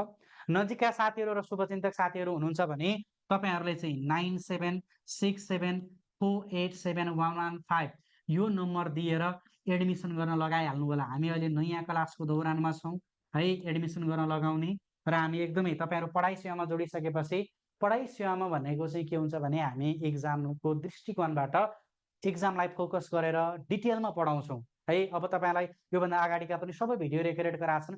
एउटै टपिक मैले 25-30 दिन लगाएर पढाएको छु। अब आफै बुझ्नुहोस्, 25-30 दिनमा अरू संस्थाले जिके नै भ्याइदिन्छन्, हामी एउटै टपिक 25-30 दिन लगाएर पढाउँछौँ। यति डिटेलमा तपाईँहरूको पढाइ हुन्छ। 25-30वटा पिरियडमा तपाईँहरूको चाहिँ कोर्स कम्प्लिट हुन्छ। अब तपाईँहरूको समय छैन, तयारीलाई चाहिँ तीव्र बनाउनुहोस्। नजिकका साथीहरू र शुभचिन्तक साथीहरू र एडमिसन गर्न इच्छुक साथीहरूले चाहिँ 9767487115 यो नम्बरमा सम्पर्क गरेर एडमिसन गर्ने। आज मैले तपाईँलाई नेपालको इतिहासको बारेमा चाहिँ कन्सेप्ट दिएको छु। अब यही बारेमा चाहिँ भोलिको सेसनबाट चाहिँ हामी चिरफार गरेर चाहिँ अगाडि बढ्छौँ है त। ल ओके, दिस मस्ट बी साथीहरू, ह्याभ अ गुड डे। ल यो नम्बर चाहिँ तपाईँहरूले चाहिँ एडमिसन गरिहाल्ने है। सबै जिके आइक्यू रिटर्न सबै, फेरि जिके आइक्यू रिटर्न सबैको पढाइ भइरहेछ। फेरि सरले जिके मात्रै भन्नुभयो होइन, सबै जिकेको पनि आइक्यूको पनि रिटर्नको पनि सबैको पढाइ भइरहेछ। पढाइ सेवामा तपाईँलाई जुन आवश्यक छ त्यहीलाई लिने। र बुकको लागि जिके किङ बुक बजार सर्वत्र बजारमा उपलब्ध छ। तपाईँले नजिकको बुकमा गएर जिके किङ बुकको सेकेन्ड एडिसन लिन सक्नुहुनेछ। सेकेन्ड एडिसन भनेको चाहिँ केही समय अगाडि मात्रै 16औँ योजना, नयाँ आर्थिक सर्वेक्षण, नयाँ समसामयिक अपडेट सहितको बजारमा छ। पहिलो संस्करण किन्नुभएका साथीहरूले चाहिँ सकिन्छ भने धेरै मूल्य पर्दैन, 500-600 मात्रै छ।